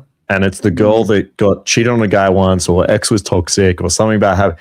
And now every guy's an asshole. Like every guy is a cheater. Every guy is disgusting. I don't need no man. They're such a waste of time. Like we see these like fucking feminist girls online that think every guy is just like awful, right? Like if you're a man, you're inherently just bad. And then I switch on like Fresh and Fit or something, or some red pill guy, and I'm like, holy fuck, you're the woman hater, right? Like you're this guy that got cheated on once by some girl, or you're this guy that had a sugar baby that you didn't know how to deal with, or you're this guy that, you know, the girl lied and said she was pregnant or something. Like clearly awful people, right? Or it may have just been one of these middle girls that you didn't know how to handle, you didn't treat very well, and the relationship went to fuck. And now all of a sudden, guess what? Every girl is disrespectful, toxic, a cheater, every girl. And I'm like, not the girls I've been with. Like, what the fuck? Like, I've seen those toxic girls that rock over my house, sure. But like the vast majority of girls that I've been with are just awesome people. Like, sure, some, you know, I wouldn't be in an exclusive relationship with, or, you know, there's like certain levels to that. But like most of them were really cool people that I enjoyed hanging out with, that had amazing stuff, just awesome, cool people. Like, I'm like, you're projecting here. You're just projecting. And like, if you act this way, you're just going to attract those types of girls. Like Fresh and Fit, inviting like fucking OnlyFans girls and shit to their yacht party where they're promising free drinks to. Then they get on the yacht party and they're like, all the girls here are sugar babies that just want drinks and won't talk to any of the guys. Yeah, that's who you invited, bro. Like, what the fuck? So yeah, anyway, it's crazy to see. Yeah, and the thing is, there are some truths to the things that they say. So there's like truth, like there's a lot of things where I go, yeah, women are like that, you know, like naturally. But like I say, women are like that naturally, but I know how to navigate that. So you know, that thing that they're complaining about doesn't happen to me. Or if it does happen one time, I know how to deal with it. And I don't have to like look at the girl as like an evil, you know, like fucking malicious bitch. To me, women are girls. I don't know. They're just girls. They can't help but be girls and operate like women. I mean, one of the best examples, I think. Oh, sorry. Like with cat. Like real quick. I keep thinking about this because I had cats my entire life, and like, look, if you rub a cat's belly for a little bit too long, the cat's gonna scratch you up and it's gonna fucking hurt. It's like, well, I'm not angry at the cat for scratching me up. You know what I mean? Like I just don't know how to pet the cats. I knew if I pet the belly, he's gonna scratch me up. Like, why would I be angry and bitter at the fucking cat? I'm not. I'm like, what's a cat? It's a fucking cat. Like, I love the cat, but it scratches you sometimes if you don't know how to pet it. It's a good, like, I was going to use the, I was going to say, like, on like cheating, for example, I think is a good one to talk about too. Like women cheat almost as much as men. It's around 30% of all girls have cheated before in their life. And the reason, number one reason, I think it's probably a little higher. Like I think girls lie on these fucking these. I think it's a little bit higher. Yeah. So I don't sound like what's his name, Myron. Yeah, no, it probably is. But like the biggest reason for cheating is because the girls are dissatisfied in the relationship, and the person they cheat with, they tend to get into a relationship with. So it's like, even when it comes down to something like cheating, is to Swift's point, the number one reason is in your control. It's not, the number one reason isn't that like girls have some gene or something that just like force them to go out there and like fuck other guys. It's all like, the number one reason is because they're dissatisfied within the relationship and they look for another man to get into a relationship with. So it's like, that is just under your fucking control. Like if you just have an amazing relationship, and I see this as on gaming, like all the girls that have slept with me that have had boyfriends before, every single one, pretty much almost every single one, they weren't satisfied in the relationship, right? Some were like, oh yeah, my boyfriend's a pussy, or, the sex is bad, or like blah, blah, blah. I've met a lot of girls that were like, I love my boyfriend. Like it's incredible. It's great. He's really cool, like blah, blah, blah. And these girls are loyal and they don't cheat, right? So like, it's another example. Like, yeah, there are some negative things that can happen. There are some negative traits, but like to the cat example, like if you know how to manage it, if you know and understand where this comes from, you're fine. There's absolutely nothing to worry about here. Yeah, well, a lot of guys don't like to hear that. No, they don't like to hear that. It's within their control. They have to take some responsibility, but it's like, if you don't have guidance, you know what I mean? Like you don't know even where to start. This keeps happening to you and you don't know why, or you don't know how to change it. Man, it's frustrating. I get messages from guys all the time that are absolutely fucking frustrated. They don't know what to do. And it just keeps happening to them over and over again. That's why it's important to have a little bit of guidance and join the mastermind. Never mind, I'm not gonna, but yeah. Yeah, no, 100%. Like we'll actually, I need to do my live stream right now in the mastermind. But like, it's, if you are out there, and we have a lot of guys that join with the red pill beliefs, right? It takes it takes a little bit of time to like get through that and develop your own locus of control, right? To be able to say like, I'm a fucking man, I can control this, I can do this. But Swift is right. If you don't know how to do it, the easiest thing is to just blame someone else. So yeah, join the fucking mastermind. We'll give you some guidance and give you some structure about how to manage women, whether it's getting over AA, dealing with your opener, building a track, or up to what we're talking about today with a lot of relationship shit. So what do you do when a girl says she's under it? Oh yeah, I promised Blood I'd answer this. Okay, so he said, and then we'll go to my life. So he said, TikTok example is apparently there are a lot of girls basically saying, when guys approach me, I just say I'm underage, and that's like how I get rid of them. My answer is going to be the same. Like if she was to say like, I have a boyfriend, I'm busy, or they just don't fucking talk to you, your opener is too direct, or your subcoms are really shit, or both. So if you're going up to a girl and she's instantly thinking, I need to pretend that I'm underage to get rid of this guy, then you need to go more indirect, or you need to have better subcoms. If a girl was to say she's underage, then just move on, right? Just be like, oh, damn, you seemed older. Bye. Like, I wouldn't be sitting there assuming these girls are lying and are older, and then you're going to like keep flirting with them or some shit, because you might meet a girl that's 17, looks 22 or something, and now you're like trying to chat up a fucking underage girl. So like, just make sure your opener is a little bit more indirect, or better subcoms, or both.